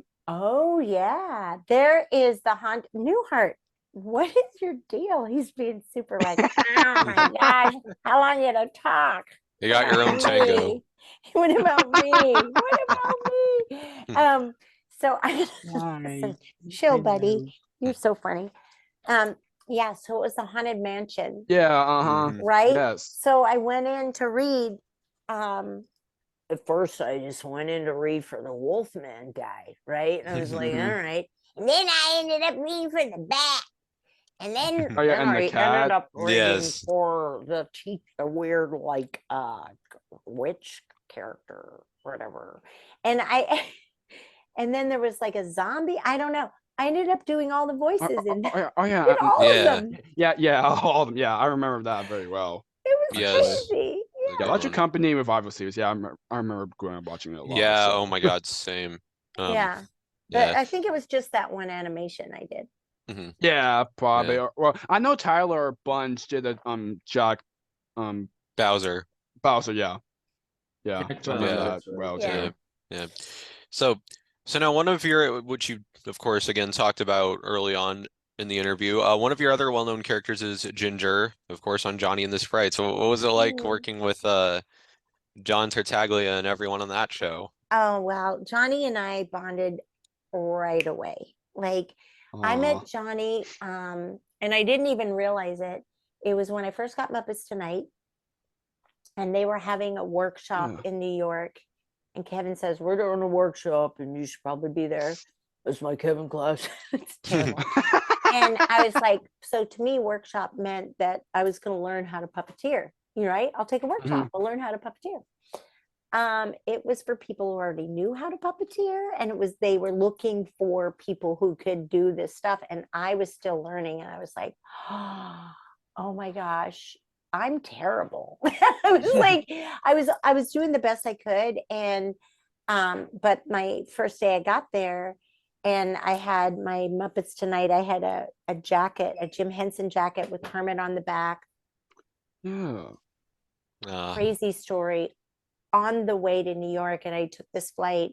On the way there, I in first class with Sherry Lewis, and I was walking by, gosh. and I was just, yeah. I looked, I was like, oh my God, that's Sherry Lewis, and I think she reacted to my reaction, and then saw my jacket because I was like, hi, I just, I was like, hey, no words, I love you, and then I went back. And then I went back to my seat and I was wanting to write. I was trying to figure out, I got to write her a fan letter. I got to give it to and the stewardess came back and said, I said, excuse me, I know that's Sherry Lewis. And I was wondering if you could give her a note. And she goes, you're the young lady with the Kermit jacket? And I go, yeah. And she goes, she'd like to speak with you. I'll come back and get you at a certain point during the flight. And I was like, oh my God. It was just like, and so I was sitting there and was like, oh God, please hands don't sweat. Please hands don't, and she came back and got me and I like kneeled at her feet in first class. And she's like, she goes, give me your hand. And she put her hand up to mine. She goes, your hand's too big for lamb chop. And then she held my hand and said, with what you do comes great responsibility. And you should use what you do for good. She was basically like, I was like, oh my gosh, like the whole, I'll never wash this hand. I'll never, Yeah. But basically I just was like, I can't even believe that happened to me. I mean, in my life, because I was just a magical moment, Well, I was questioning what I was doing, because I was so out of my league, but I loved characters so much, and I've never fed in anywhere. And I just thought maybe this is the best way to be Leslie. I always thought if I had a biography, it wouldn't be becoming Michelle, it would be staying Leslie, how to stay me in the midst of this world.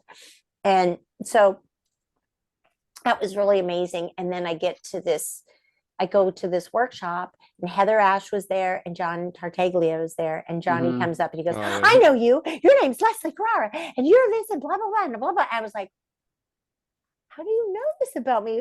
How does anybody know anything about me? I'm hideous. I was like, oh my gosh. And he was like, let's go to lunch. And I was like, great, I've never been to New York and I'm terrified. Let's do it. And he was just so nice and funny Aw. and sweet. And he was like, I think you're wonderful. And I'm like, I'm failing at this. He goes, no, you're wonderful. And he was just really sweet and supportive. And then, so that was the first time I met him. And then I visited Sesame Street, and he was working on Sesame Street. And he goes, hi, he goes, you want to go to lunch with us? You can sit by me. And I was like, thank you for being my friend, and his energy matched my energy. And then we worked on, then the closest we got, like when he was on Animal Jam, he came down and he ended up playing the koala on Anima Jam. And Johnny and I are both Disney nerds, Muppet nerds, everything nerds together. And we were there and we just played every day and bonded, Aw. And then and that was right before Avenue Q was happening, Oh, yeah, Avenue Q, yeah. He was about to be a superstar. And then, and then he got this opportunity to do this show, and he goes, Les, would you audition? And I'm like, golly, I'd love to audition. And my original audition was with Lolly, and I sang Somewhere That's Green, and because I was in California, and it's hard for people to visualize, I guess, what it was. And then they were having auditions again in New York, and I was like, wasn't happy with the audition I sent in. And I was working at the O'Neill, and I said, Pammy, I just want to be at this audition in person, because I feel like if I was there, I could find this character. And it's hard for me to find a character in a strong character like Lolly. Like, I didn't have a lot of puppets. So I went to the audition, and they had Ginger there, and I was in an improv, and Ginger, like the person I was improvising with, wasn't giving me a lot of, you have to have, the person was not giving me a lot to work with. And finally Ginger goes, listen, I'm trying to help you. And she's like, what do you want from me? It's like, this is driving me crazy. And it's like, oh, brother, how do you help a guy when he won't even talk to you? How am I supposed to do it? She just goes on this rant. Oh my gosh. Goes, at that moment, I knew you were Ginger. And then on Johnny and the Sprites, we were just total lunatics. And then another thing, like Johnny developed a character that we called, oh my God, Ken. And Ken was Johnny's stand-in, but it was just Johnny, right? But Johnny would assume this character that had a crush on Leslie. And I was like, Ken, can you just, I need you're standing too close to me, Ken. Oh yeah, I love you, Leslie. I'm like, I'm gonna go to HR. Like, we were joking back and forth. And then we would do practical jokes. And then Ginger would be like, listen here, Ken, let me tell you something. Let me give you some rules. And so we played practical jokes on each other. We had a newspaper, Sprites Eye View. Like, we had a Sprites newspaper, and we would all write, and Ginger would do Sprites Eye View. Here's what I noticed. Gary eats a lot of hard-boiled eggs. Gary in the sound department, his egg consumption is ridiculous. Like, we would just so, and then, so then later when Johnny was doing Johnny and the Sprites, then he ended up doing Splash and Bubbles. Yes. And he was Great show as well. Yeah, and I happened to be out there, and he goes, hey, Les, do you want to help me on this? It's just a demo. We're figuring it out. And little did I know, he tricked me. I go, I really don't know what I'm doing with this motion capture. I've done a little bit of it with Francis. I was on that. Oh yeah, that show. Yeah, Yes, I remember watching it the from mom. Sprout, Yes, the mom. Yeah, but it was and Bruce Lenore did the dad. Yes. Yeah. I remember growing up watching it, but like it was a short-lived show. But it was a Is it out there anywhere, you guys? It used to be. It used to air on Sprout. But yeah, it was on for a very short time though. But it actually did have like a DVD release with the book and the DVD, which I actually do have. So really, I've never seen any of those episodes except for when we were shooting them. So I never saw them. Anyway, so we realized quickly that Bubbles is really Ginger. Yeah, Slash and Bubble is another really great show. I love And that she's show. like, whatever. I love them. I love it. I like the mud. She was like, so then Johnny and I were crazy insane on that show. And on that show, I've always been a huge Amy Garcia fan. I love, love, love her. I'm the biggest fan. And we became roommates and Mhm. we became sister friends. So she plays Ripple. And anyway, so we just, the three of us are ridiculous together, I think. Yeah. Ah, So I definitely, love, he's one of my dearest friends. I adore him. definitely. Oh yes, yeah. And Johnny it was Sprites. through Johnny. It was through Johnny when we did Ginger Sprite that I met my comedy partner, my co-writer and co-founder of Humor with Heart, Jamie Donmoyer. Oh yeah, that's right. Yeah. So she played Yeah. Francesca Yeah. Frog, but she ended up roommating with me because she was up from Florida and needed a place to crash. And then we totally clicked. Also because Jamie thinks everything I do is funny. So I love that. And I think everything Jamie does is funny. And when you have that, we're brilliant. You guys have that, right? You guys. Yeah, of Yes, course. we do. Yes, Yeah, Yes. Johnny Sprites is a great show. There are lots of great episodes. One of my favorite songs in that show, which I actually also mentioned because we previously interviewed Carmen Osbar. One of my favorite songs from that show is definitely "Heads Up." It's a Heads great Up, song. great song. Heads, Yes. oh yeah, that's a good one. Heads Yeah. Heads up, dun, dun, dun, dun, dun. Yeah, Yep. I great. like good show too. the troll song. Yeah. Troll yeah. songs, Yeah. and there's Yes. one I just love. Yes. Yeah, there are a lot of Yes. good ones. Yeah. Well, Why one do- of the trolls was the guy that played Farquaad in the Shrek on Broadway, and the other Okay. troll, the bridge troll, Oh. is Christian Boyle, who's been on everything. Hmm. So yeah, Nice. we had a lot of Broadway stars, and his sister Sutton Foster. It was just crazy. I was just gonna bring up that episode. That's one of my favorites. Johnny's sister Tina. Yeah, Yeah, that's yeah, why and Very this fun day, episode. to this day, Jen Barnhart, who oh yeah, also previous guest too. yeah, Yes. she was great. wonderful. She assisted Yes. me with Ginger a lot, and she also Aw. played the yes. wombat on that. But to this day, Jen and I call each other Sister Tina. I go, hey, Sister Huh. Tina, Aw. because we thought Johnny Aw. thinks like, what's a Sister Tina? What's a Sister Tina? Tina. And so Sister Tina, and it would also always make Jen laugh. So I started calling her Sister Tina, and she calls me Sister Tina. She goes, I go, I love you, Sister Tina. Aw, that's great. No, it's And I Splashing met Bubbles. Great, Stacy amazing show as well. Weingarten on that. I always say her name wrong. She was amazing, and now she's gone on to do brilliant things. Definitely. Yeah. Mm-hmm. Definitely. Yeah. Mhm. So I'm kind of curious. What was it like performing Edi the Zebra? Edie. Edi the Zebra on the Animal Edie. Yeah. That was really fun because I had a show for Disney that I created that was at the El Capitan Theater. And at the time I had a contract that ended, and I wasn't sure, like when I did the pilot for, like, Hallie goes, can you just do the pilot of Edie? And I was like, well, I'm not, I'll do the pilot, but I probably can't do the show because I'm going to be working with Disney. And but it was a live show, so it was different. So I did the pilot with Edie, and Edie was just this foam zebra, and it was me playing with kids and getting them to wiggle and do all these things.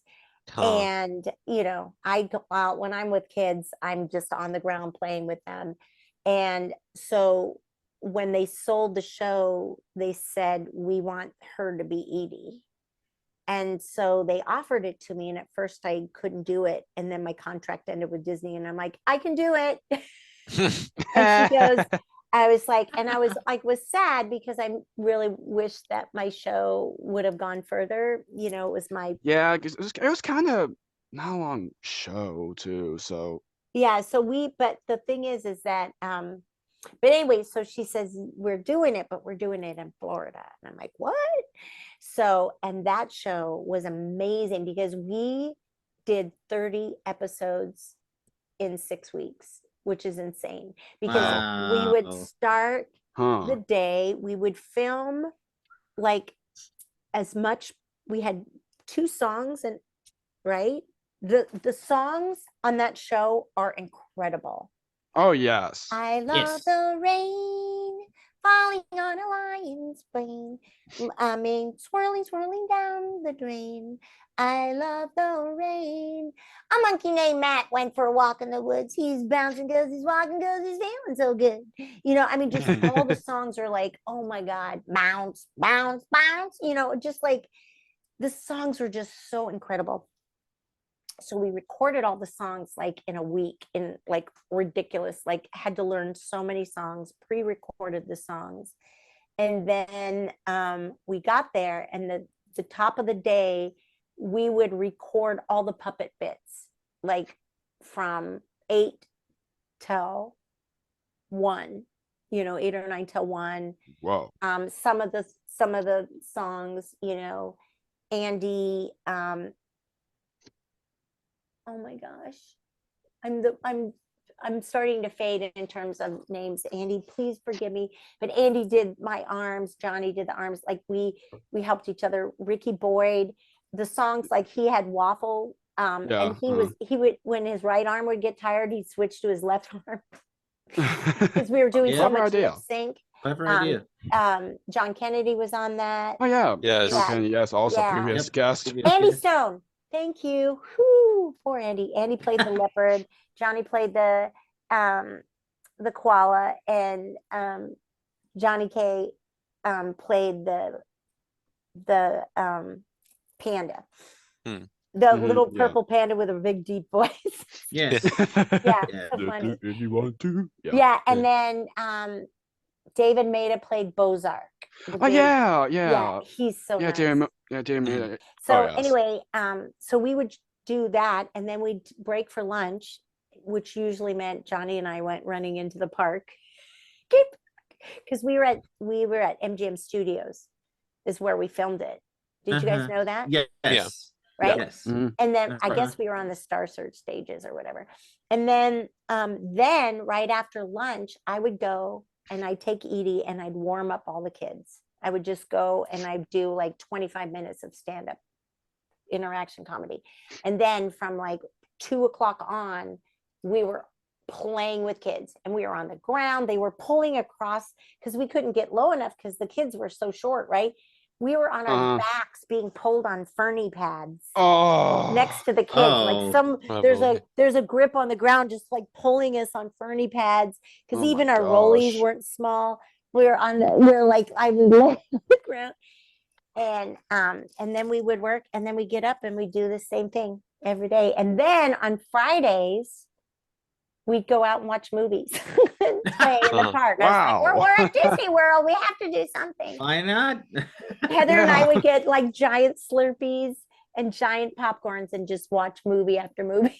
Like, what is that? It's like we're 12. Yeah, the Animal Jam is a great show. I love that show so much. Yeah. Now you also got the Puppeteer. Hang on. Thank you, Matt. Blue on Blue's Room. Yes, we still have a VHS tape, folks. Oh, wow. This is what is that? Alphabet Power? Yep. 2005. Yeah, well, that's an interesting story. I'm aging myself saying that. That's even okay. VHS tape. Originally, I was hired to do the full character, which means they flew me out. I did the voice and I did everything. So I did all the puppeteering and the character. And then after I did that first season, they said, we're going to replace your voice with a kid. With a kid, yeah. And I was like, Hi, you. Hi, you. And so I said, then you don't need me to puppeteer because then you just need a puppeteer to do that if you're going to replace the performance with a kid anyway. And because I just couldn't justify being cross country just to if you weren't going to have my performance and my heart in it. Right. Yeah. And they were really lovely. I said, I know I signed that, and they were totally understanding. I mean, Noel ended up doing it. That's right. Yeah. Right. So Noel. Yes. So if that's where it's like one of those things where it really is all from our heart to our hand. And I Yes. enjoyed it, and I loved the show, and it was sweet, and it was really hard for me to walk away from that, but I just knew it wasn't me, and I couldn't afford to be away from my family and everything if I wasn't going to be the character, you know, with the character's voice as well. So, but it was a really great show. I enjoyed that. Oh yeah, it's a great spinoff. For I think so. I thought they did a really great job. I love Joey's character, Polka Dot. Yes. The other thing that was great is I like Cheryl Blaylock and I are such Cheryl Blaylock. And she said, "Fred, it's my birthday." Fred Week, which we did produce the interview. I'm Cheryl Blaylock. Have you done a Cheryl Blaylock interview? Yes, we did. I think last fall. I think we did. I just love her. I just love her. Sweet. Yeah, she's I remember. Smart, she's funny. She's a brilliant builder. She's a brilliant. She has this Miss Cherry's. Miss Cherry's library. Yes. Yes. I love that. I love that so much. I really need to push that a little bit more. It's so hard because we do our individual stuff and. Right. Yeah. But she's one of my best memories of that is that Cheryl got tickets. She goes, I have tickets to the preview of Wicked. Do you want to go? And I'm like, okay. And it was with Kristen Chenoweth and Idina Menzel. Kristen Chenoweth was in a neck brace, a bedazzled neck brace, because she hurt her neck the whole show. And we were up in the balcony, and then we realized there were seats down below. And so after intermission, we went down and we sat. And when they started singing For Good, I've heard it said that people come into your lives for a reason. And Cheryl and I are looking at each other, and we're holding each other hands like, I love you so much. I'm so glad we met.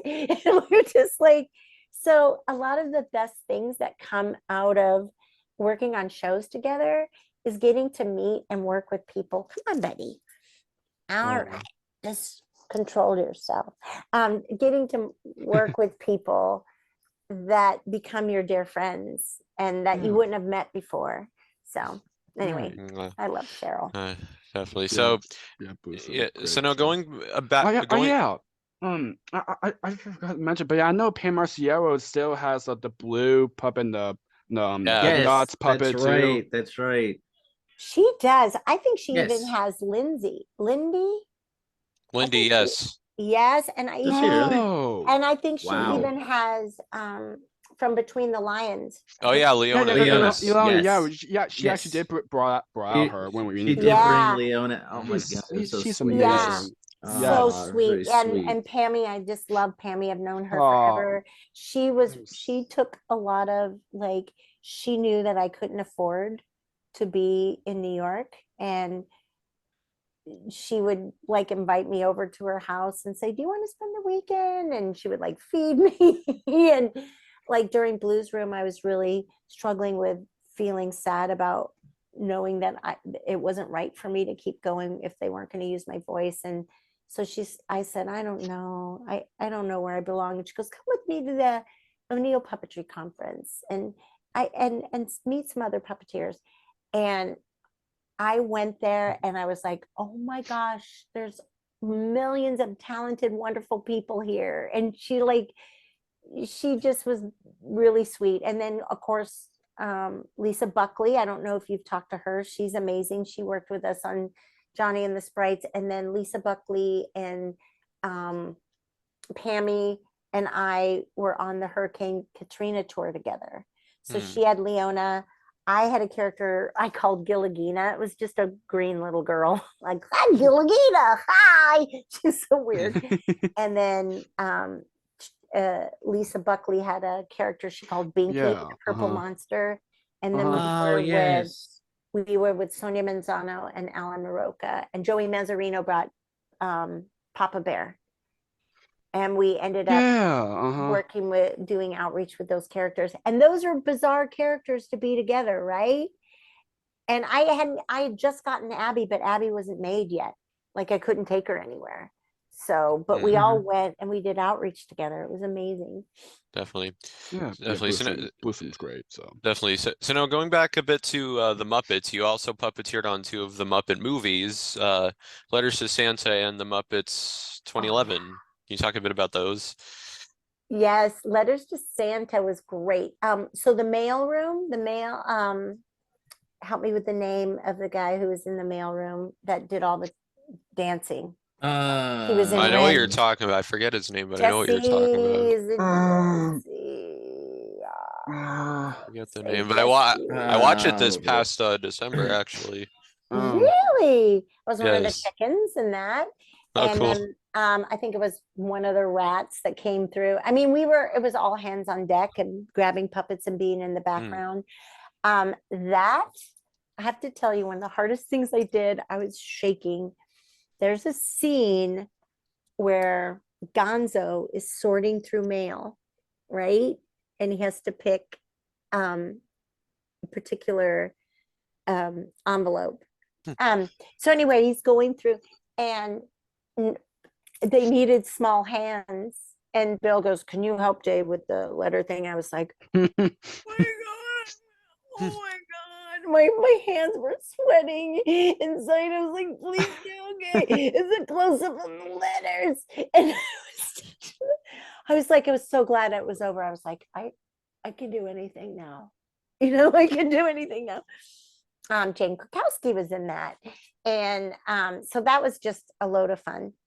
And then the other one with Jason Segel. Yes, love that one. So when I was on Forgetting Sarah Marshall, we were doing the vampire scene, and Jason Segel had come back and he goes, "I just had a meeting with Disney. I'm going to do the new Muppet movie. I'm going to do it. They're going to use my script." He goes, "And you're going to be in it." And I'm like, "Okay." I was like, he won't remember me. He don't know who I am. But this is awesome. And is this really happening? Cut to, yes, sure enough, he was good on his word. I got to be, it was just background characters. And I think I'm actually standing next to Andrea Detweiler, who's a builder and a wrangler. And we were both in like I Love Gonzo or something. I can't remember. We were on Hollywood Boulevard. You could see us briefly. Had signs, did penguins, right hands, doubled characters. Like we did, it's one of those things where we just did everything, Yeah, I do the Wizard of Oz. That's my thing. That's my, it's my favorite movie. And growing up, it just meant the world to me. And I had a red wig, that I would wear. And whenever I would get the kids, in order to get, whenever I was doing outreach or working in San Francisco street performing, that's how I would gather a crowd, and I would get people's attention by doing the Wizard of Oz in 2 minutes. Yeah. Awesome. So I know Jake also had a question about another character you have that you talked a lot about. Yes. So aside from puppeteering on TV and film, you also have your character, Lolly Lardpop. What was it like, creating Lolly? How did that come about? Lolly's my little phoenix rising. I love her.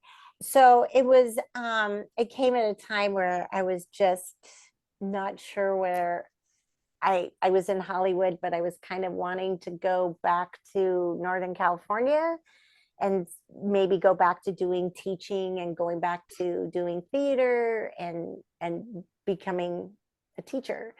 And my friend, Irene, Auntie Irene, I call her, she's in heaven now. She's like, you need to sing again. You used to sing all the time. When I met you, you were a singer. I want you to be in my cabaret. I'm going to give you 20 minutes in my cabaret. I'm at the Atlas Supper Club, and that's it. I'm going to give you. And I was like, no, I go, Auntie Irene. I'm like, I haven't sang in a long time. People see me as a comedian. They need to see me with puppets. I don't know what to do. I was really anxious about it. And then people know that there's this drag queen, Miss Coco Peru, who we've been performing a lot together, doing outreach and stuff. And I'm a huge fan of hers. And I go, Coco, I don't know what to do. And she goes, why don't you just make a puppet? You know, she really said something else. But oh, there's kids coming home. Can you hear them outside? A little bit. Yep, a little bit. Not much That's though. fine. That's Not fine. much though. Let me tell you, those kids think a monster lives in this, because in this apartment on Halloween, I gave them the monster at the end of this book for Halloween. Oh, yeah. But I put on my Sasquatch arm that I have for Gordon, Lolly's Sasquatch Gordon, and I knocked on the door, and then I just stuck it in the hand. And so this big Sasquatch arm with this book came in it, and the kids are like, and then I ran to the end of the hall and closed the door, and I'm like, to this day, I think they think this. They think that they see me and they're like, is that the lady that turns into a monster, has hairy arms? Like, I don't know what they think is behind this door. They have no idea who's behind this door. They have no idea. Sounds like I'll have to hide then. No, you don't have to. But Yeah, it's anyway, okay. It's okay. I made Lolly in about 20 minutes. Oh, and wow. Wow, made her, just 20 minutes? Yes, I had a sock. I glued eye buttons on her. I got a little kid's costume. I hot glued her arms, everything. My friend Allison Mork, I go, do you have any rods or anything you can give me? She was working on an art installation with Wayne White. I bent the arms around her wrists. I had a Pippi Longstockings, headband that I glued to her head and went straight up, like, and then I had teeth, and I just was gonna sing the Candyman in my cabaret, and I gave it to Lolly, and Lolly came out on stage. I go, Auntie Irene, I'm sorry I'm late, but I had to babysit, and I couldn't find. I just ended up bringing her with me, and Auntie Irene, she's like, well, bring her out, hon. And then I brought out Lolly, and Lolly took over the show. She Wow. just kind of took over everything. That's great. She went through people's purses looking for candy and mint, and then finally got to singing it. And my accompanist was like, what is going on? My husband's like, where did she come from? People who are at the show going like, I don't know anything about this, but is Lolly available to be in my Christmas show? And then from that on, Lolly started getting booked in shows, and I was like, I'm in a dress and I'm singing. Doesn't anybody want me in their show? Well, yeah, it's kind of interesting about the way like the origins of like what Lolly came about. Lolly was before Abby, like, and then right. But she pulled me from, like, I had so much fun with Lolly, and she brings out so much joy in people, and like even kids play with Lolly differently than they play with Abby. Oh, like, yeah. If I'm around kids with Abby, they're like, Abby's a fairy. They're very like. And Lolly and Abby, they're great in their own ways, But Absolutely. when Lolly's around, like, kids are like, come here, Lolly, I want to show you. And they're like, they treat her like she's a monkey, like, and Lolly's like, I don't want to do it, and they're like, but they will. They just get down and dirty with her. It's funny. And also, when I bring Lolly into schools, the reason she's a sock is that when kids go home, they'll go home and make a puppet. But if I bring a really nice puppet into a school, they don't think that they can make it. They think they have to have all the materials and stuff. But when they see something simple, they're like, I can create that. And so they're more likely to do that. So I keep her simple. I always say if Lamb Chop and Madam had a baby, it'd be Lolly. And she's mostly Madam. Wayland Flowers. Yes. Yeah. And I want to briefly mention other shows that you've done, like Donkey Hodie as Dodie Dodie Hodie, yeah. Dodie Hodie. Dodie Hodie. And Yes. Love Oh my Donkey God. Hodie. I love Donkey Hodie. And the cousin and the nature cat and Tough Puppy. Yeah. Puppy. A lot of shows. Oh, Tough Puppy, that's right. I loved her. She's Peg Puppy. I'll have the blintzes.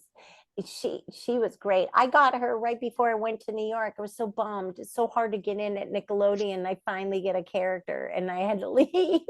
So, but that, and then Nature Cat. Well, like David Redman is amazing. His shows are fantastic. I think Donkey is one of the best shows on the air today. It is brilliant. Yes. It is Absolutely. Donkey Hodie, you know, amazing it show. is it's it's on so many levels, aesthetically, writing, music, Oh the yeah, performances, great songs as well too. So songs, just everything. And you know, the performers are just yeah, Haley knocking at it. Jenkins, Oh, Frankie, Haley is Stephanie, genius. Stephanie, David, Frankie, David, Joey's on it now. Joey. Joey Yeah, Maz. yeah, Donkey Hodie, amazing show. It sucks that we don't have like much of puppetry like shows like nowadays. Yeah, So that for Donkey show Hodie, is brilliant. it's just It's amazing. and it's beautiful, and the craftsmanship and the sets. Like I was so nervous. You know, I love Nature Cat because I love animation, of course, because that's what, you know, I love voices and characters, and I just grew up with animation because of my dad. Yeah. But so I was nervous for Nature Cat, and David and his brother, they're brilliant writers, and they're so fun to work with because they just let you like try this, okay, or try this or that, and they're really great directors because they tell you exactly what they want or what they don't want. It's really simple, you know. I was so nervous doing Dodie Hodie because it's a different puppet. I was just wanted to do good. You know how you do that where like I didn't really audition. Usually when you audition, you know, okay, they liked what I did. I was like, do you think this is okay if I just do Dodie Hodie like this? You know, whatever, real scratchy, my typical scratchy voice, you know, like, I don't know, you know, so, and then, so I was used to being big, have a different style. They're a little bit smaller, you know, so I had to kind of adjust my puppetry to match everybody. And Haley is just so wonderful. She's incredible. She's one of the most incredible puppeteers we have. Like everybody on that show is genius. So I didn't think I was at their level. I was just like, oh, you guys are really good. I'm an imposter. I'm just here. Everybody knows I'm just, and David also gave me a part of this little bird on there that I had to fly in, and originally I had Harry Carey's voice, and it was really funny. But yeah, Donkey Hodie, amazing show. Yeah, and what's beautiful is the way David shoots it, the way it's set up. You're on a beautiful sound stage. Everybody's part of it. They storyboard everything. You know exactly what you're doing. He goes, "This is the way Jim Henson did it." And I walked in, and I just felt immediately embraced. And I hope I get to go back there. Write a letter that Dodie comes back, please. Yes. Yeah. Yes. Yes, Definitely. please. Yes, please. So last year you brought this up earlier. You co-founded the production company Humor with a Heart, which you also write and produce for. Yes. How did that come about? So Jamie Domler and I, we have been writing partners for a long time. Like we created Lolly's Radio Playdate together. And if you haven't listened to our podcast, I'm super proud of that. We have some shows that are actual radio plays that were written for a live audience with a live band and everything. And then we have some shows like that Camp Blart, which is a 5-part series where they get camp coupons, and Lolly goes to away camp, and her Sasquatch goes to dance camp. Her pug goes to space camp, and Granny Dot goes to potholder camp. It's ridiculous. But we started writing comedy together. She started helping me with my cabaret shows, Bizarre Brunch, Moonlight Madness. And, you know, I really wanted to do more family comedy and entertainment that, and in every show I go, we need a heart moment. Jamie, there has to be a heart moment. Or we need a heart skill, humanity, education, art, resources, and truth. We need a heart moment. So when I do comedy, I also try to do storytelling that weaves a bit of humanity and love and joy into it. So so we were writing and creating, and then she helped me with my school tour. I wrote a show called The Oz and You, helping kids navigate life creatively by being authors of their own story, when to have courage, wisdom, love, like based on the Wizard of Oz story, but with my own characters. Yeah. And then I wrote a show, Leslie and Lolly Make Stuff Up. So we just do, Yeah, and Jamie helped me with write. So all these shows we were writing for family, and everything has a message, everything has art, everything has curriculum to it, or some fun stuff to do. Even our radio shows, you can download a word search, you can do a craft, learn how to make a skunk out of pipe cleaners. There's all these things. So then COVID hit, and people, like, I had to stop performing everywhere, but all these nonprofits were like, oh my gosh, what are we going to do? We still have to do events where we raise money. And so people started reaching out, can Lolly host this event? I've always been involved with the J-Fund Foundation, which is kind of like St. Jude. It's for families whose kids have been diagnosed with cancer or illness. And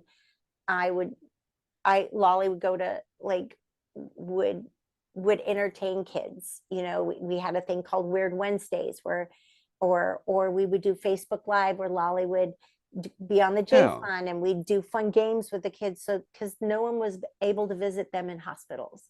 Then we realized, like, teachers were calling me, can Abby zoom in? Can Lolly zoom in? Can you zoom in with Granny Dot? Can you do? So I was doing all this outreach. And then we were helping all these fundraisers, the Long Island Children's Museum, the J-Fund Foundation. We helped 2 theaters. We were helping people that, the Dystonia Foundation, they had a zoo walk, but they didn't have anything for kids, and they didn't know how to do a virtual thing. So writing and creating and doing all this stuff, and we helped raise over $1 million during COVID. Wow. All these different foundations. And people didn't know it. And people, I was like, I would post, if you follow me on Instagram, Lolly would say, hey, I'm doing this, and the zoo walk, or thank you. And yeah, that's right. Yes. Or the J-Fund was this, or we're starting this. And so with Sesame Street, there's only a certain, they own the rights to Abby and all the characters. Yes. And Abby's 4, right? Well, Lolly has no boundaries. Lolly works with the LGBTQ community. She's been in detention centers. She's been, like, there's no boundaries, because I can take her wherever I want, and I can meet adults, kids, children, families, schools at a level where I can reach them by performing humor with a heart.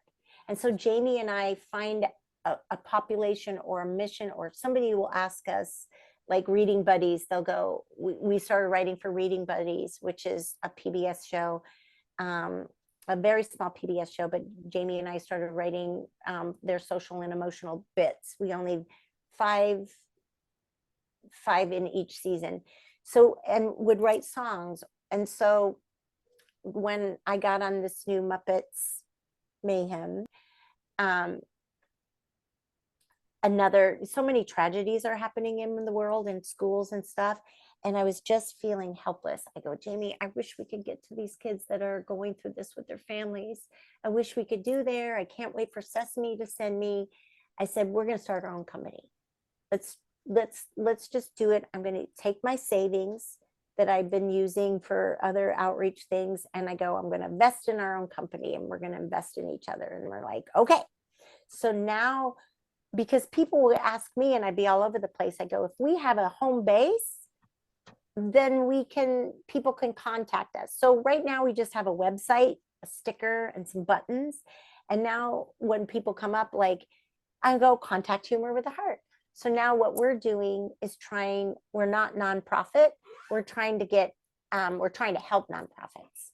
So we just help people raise money. So if you need a fundraiser, then hire me, and I'll do a show, and I'll go into schools, and I'll do a corporate training, and we'll just start doing all these different things to help communities. So we started it. Yeah. We have a couple awesome. events coming up. I'm going to speak at a school in a couple weeks.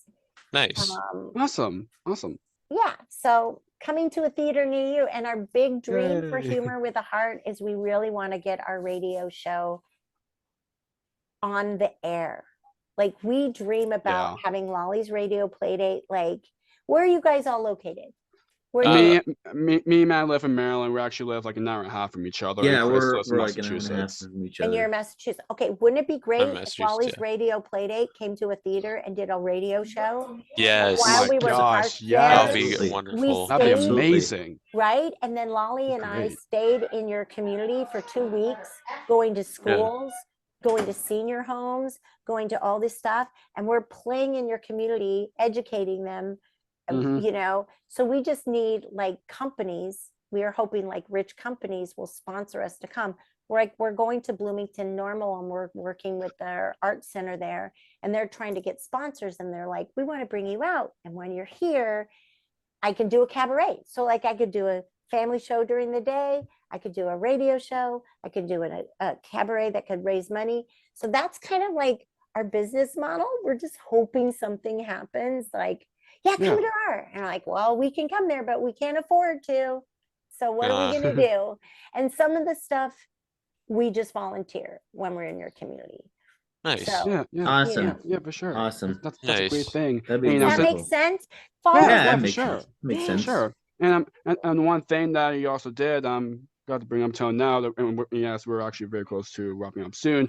We also were a part of the Forgetting Sarah Marshall movie. Yes. Yeah, you brought that up earlier, forgetting Sarah Marshall. Yeah. Well, I heard, and maybe you can help me. Is it true that Jason Segel is going to do a sequel, or is it? I think I heard about that. Oh, Yeah. Didn't you hear that he was going to do Yeah. a puppet show? That's the first time. Yeah. That's the first time I've heard of this. I feel like I someone- saw something about that. Yeah, Yeah. me too. Yeah, someone said try to get Jason Segel to tell him you're like around. I was like, oh my gosh, that's something I heard. That was Yeah. crazy. That was Oh, all yeah, through for Jim sure. Doltz. Sounds crazy. Yeah, that'd be crazy that actually happened. But we'll see from there. Yeah. Yeah. Who knows? Yeah. So since we're getting close to wrapping up, so can you share anything you're working on currently? I can't. Well, I'm currently working on Sesame Street, of course. Right. Yes. In next Yes, in week, season 54. May wrapped. 10th, the new Muppets Mayhem is coming out. on Yes. Disney Yes, Plus. very excited for that. So excited for it. And I am a character on that I'm very, very, very excited about. Again, I have Bill Beretta to thank. I auditioned. It was the first time, I will say this, because I can't say anything, but when I saw this character and looked at her, I felt it was love at first sight. And she's nothing like anything I've ever played. Oh, that's great. And that's all I can say. And also, I think she's a really strong female role model, and that's really exciting. Awesome. Fantastic. We'll definitely keep an eye out for it. Awesome. So what would We you like? definitely will. So what would you like to say to those who have supported the projects you've worked on over the years? Oh, golly. I just thank them for believing in me. I think when, I will say all the projects that I've ever worked on, I really loved working on them. There were shows and movies and things that people asked me to audition for, that were puppet related, but they were mean-spirited or just weren't in tune with my, I could have worked on it, but it was just not mean-spirited, just the type of comedy and humor that I just isn't me, a little below the belt type of stuff, or, and it doesn't mean they weren't funny or I didn't watch them or anything. It's just that I couldn't see myself doing it.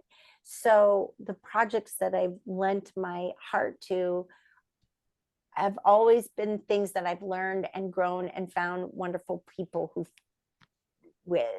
and I think I would say to also too, like projects that you create yourself and support each other, whether or not they're on television or not. There's so much we can be doing in communities and libraries and schools, and or just filming our own stuff and getting Yeah. together and supporting each other's ideas.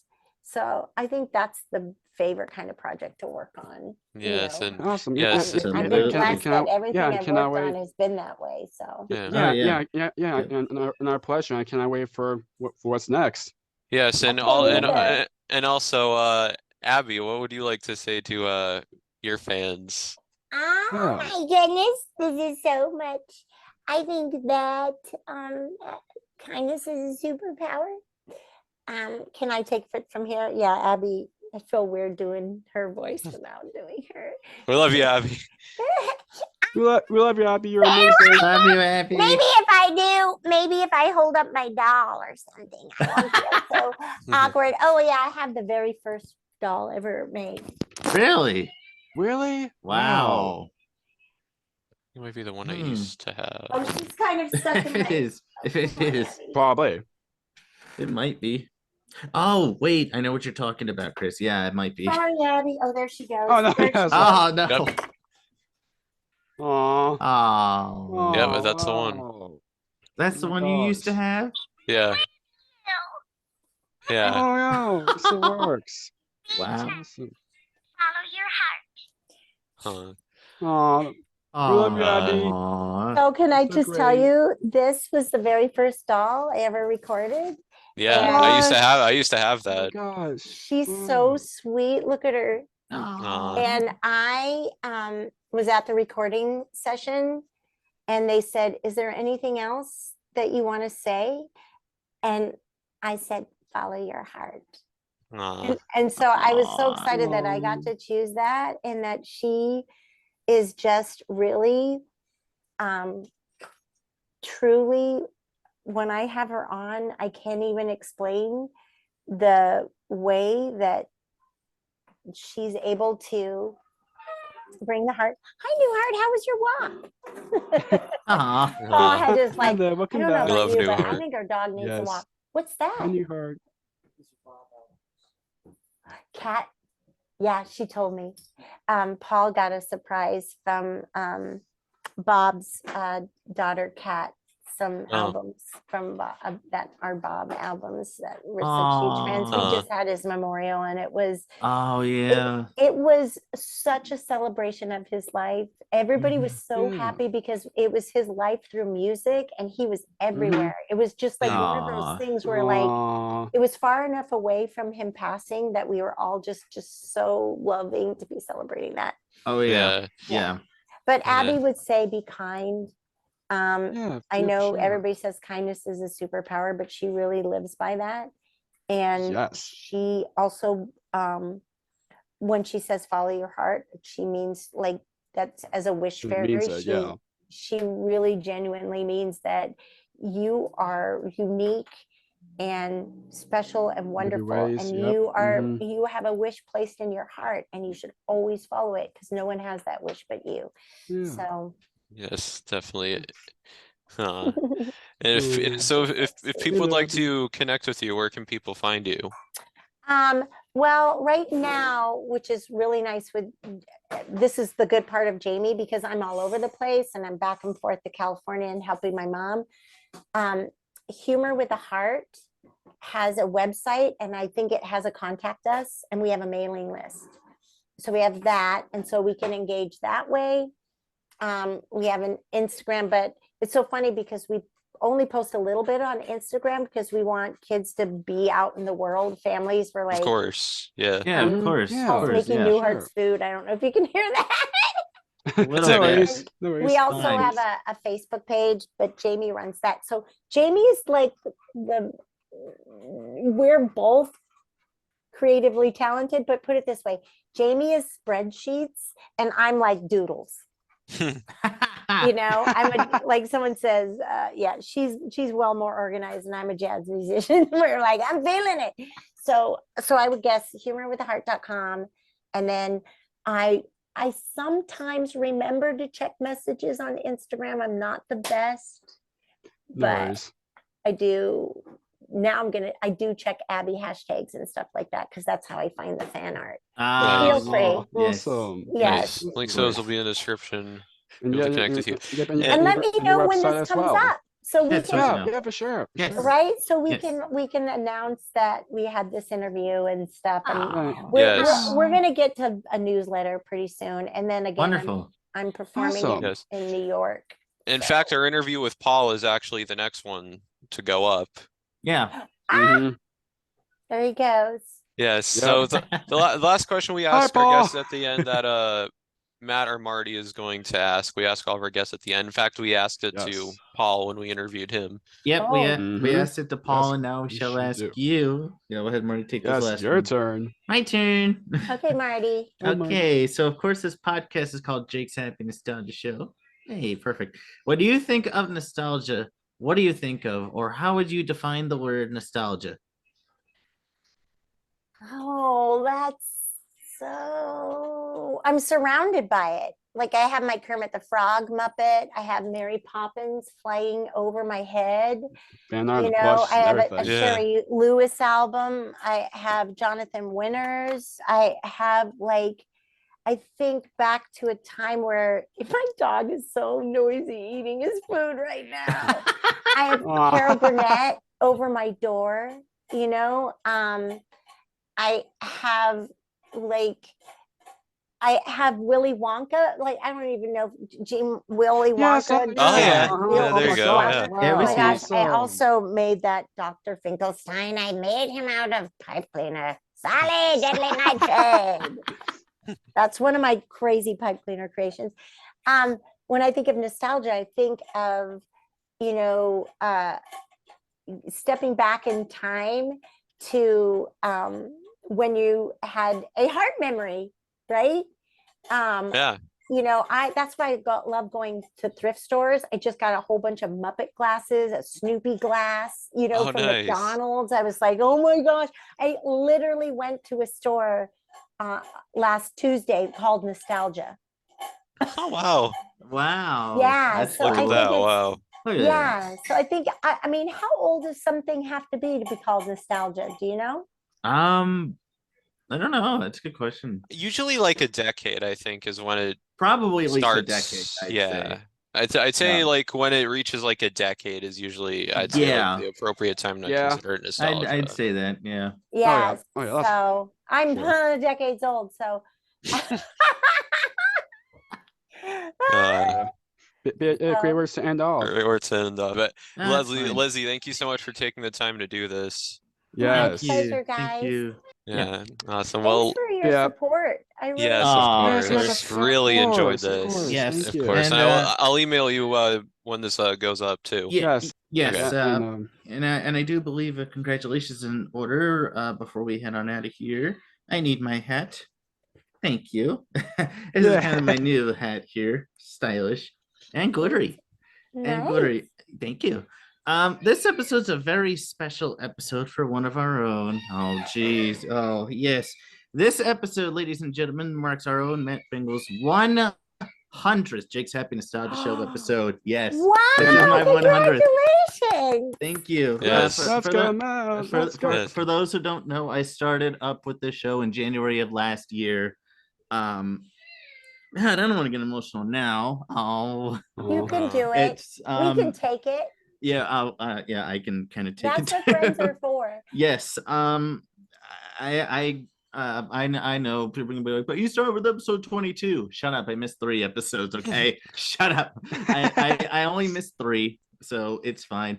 I personally want to take this time and just say thank you to especially my mom, who's in the background earlier, Hi, Mom. and my dad, who have supported me on this journey since day one. When I first announced that I was going to be on last year. Thank you to everybody, all my friends and family who supported me as a part of this journey over the past year, almost a year and a half.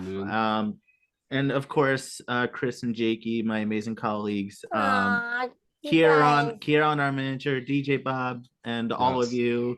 Yes. I personally just want to say Very thank you. welcome. I can't believe I've done this 100 shows already. This Now is you're making me cry. Oh no. But thank you all. What episode's first overall? 125. Wow, 125. Yes. Amazing. Yes, Wow. but First quarter up to 200 episodes. yeah. But yeah, thank you all so much. I will say we've got a lot of wonderful episodes coming as we near our second anniversary. Yes, that's for coming sure. up. Yes, know. That's coming soon. Wow. Yes, and I hear Lolly's radio playdate only has like 23. You guys, you give us something, you 125, set yeah. the bar. Yeah. Oh, I know, yeah. Give us thank you something very to much. Thank you. aspire for. But Yes. Thank you. what I like best about this whole thing is the friendship. I don't think people realize, and maybe that's what you're talking about, is like Mhm. Yeah. it's so rare and it's so nice when you meet someone who likes the same things you do. Absolutely. And you can connect and Yeah. bond over something that's so nice. Yes. Yeah. Right? Something positive and joyful. Never underestimate the power of joy. And you guys are bringing lots of joy to people. So Yeah. that's Thank pretty you. awesome. Thank you so Thank much. you That very really means a much. lot. Thank you so much. Congratulations. It means so Thank much. Hearing from you. someone that Thank we've looked you. up to for a number of years, you know, that Yes, means yes. that really I'm does sure mean a we'll lot. see each other again. Are you Oh, guys we going will. to the National for sure. Puppetry Festival? I live like a half hour from I there. might be. Really depends with the whole pricing thing. I live like a half hard to hour be away 10, but from. we'll see from there. I live about a half hour away from where the festival is, so there's a good chance you might see me Yeah. there. Yeah, For it's me- weird. for I me- might for me, be still a there maybe, for a but we'll couple see. days. It's hard. But It's that'd be very great, expensive. meeting you. It's so We could- expensive. We could give you a tour around the area. we could. We could There do you go. that. We could do that. Alright. National Yeah. Puppetry Festival for this morning, July 18th to the 22nd at the University of Maryland.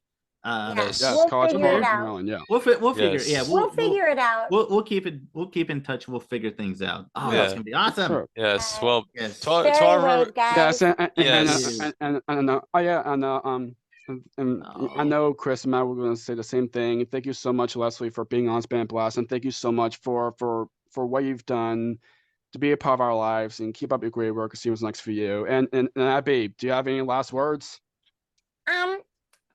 As usual, follow your heart. Aw, that's great. Aw. Well, Very much, to all of our Abby. viewers Love and you as listeners, always, Abby. Love Yes. you, Abby. And Tango, and yes. Tango. too. Feels Yes. the same. One. yes. Well, to all of our viewers and listeners, thanks for tuning in to another episode of Jake's Happy South Show. We've absolutely enjoyed our time with Leslie Carrara-Rudolph. Thank you again, Leslie. Yes, we Spam have. Blast. Yes, and I Thank you will so share much for this. doing We'll share it on Humor with Heart. We'll send it out with our newsletter if we get one. Oh, that'd be Yay, great. that'd be awesome. Awesome. I mean, Yes. we had one, but sign up on Yeah. that, and we'll include Oh, we will. this. Okay. Yeah, Yes. for sure. Yeah. Yes. Keep Congratulations nostalgia alive, again. everyone. We'll see you more with wonderful Okay. interviews. Take care. Bye. Bye. Take care. See you next time. Bye. Bye.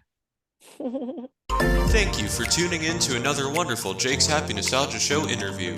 Be sure to follow Jake and the crew on social media and stream the show wherever you find your favorite podcasts. And as always, remember to keep nostalgia alive. Bye-bye.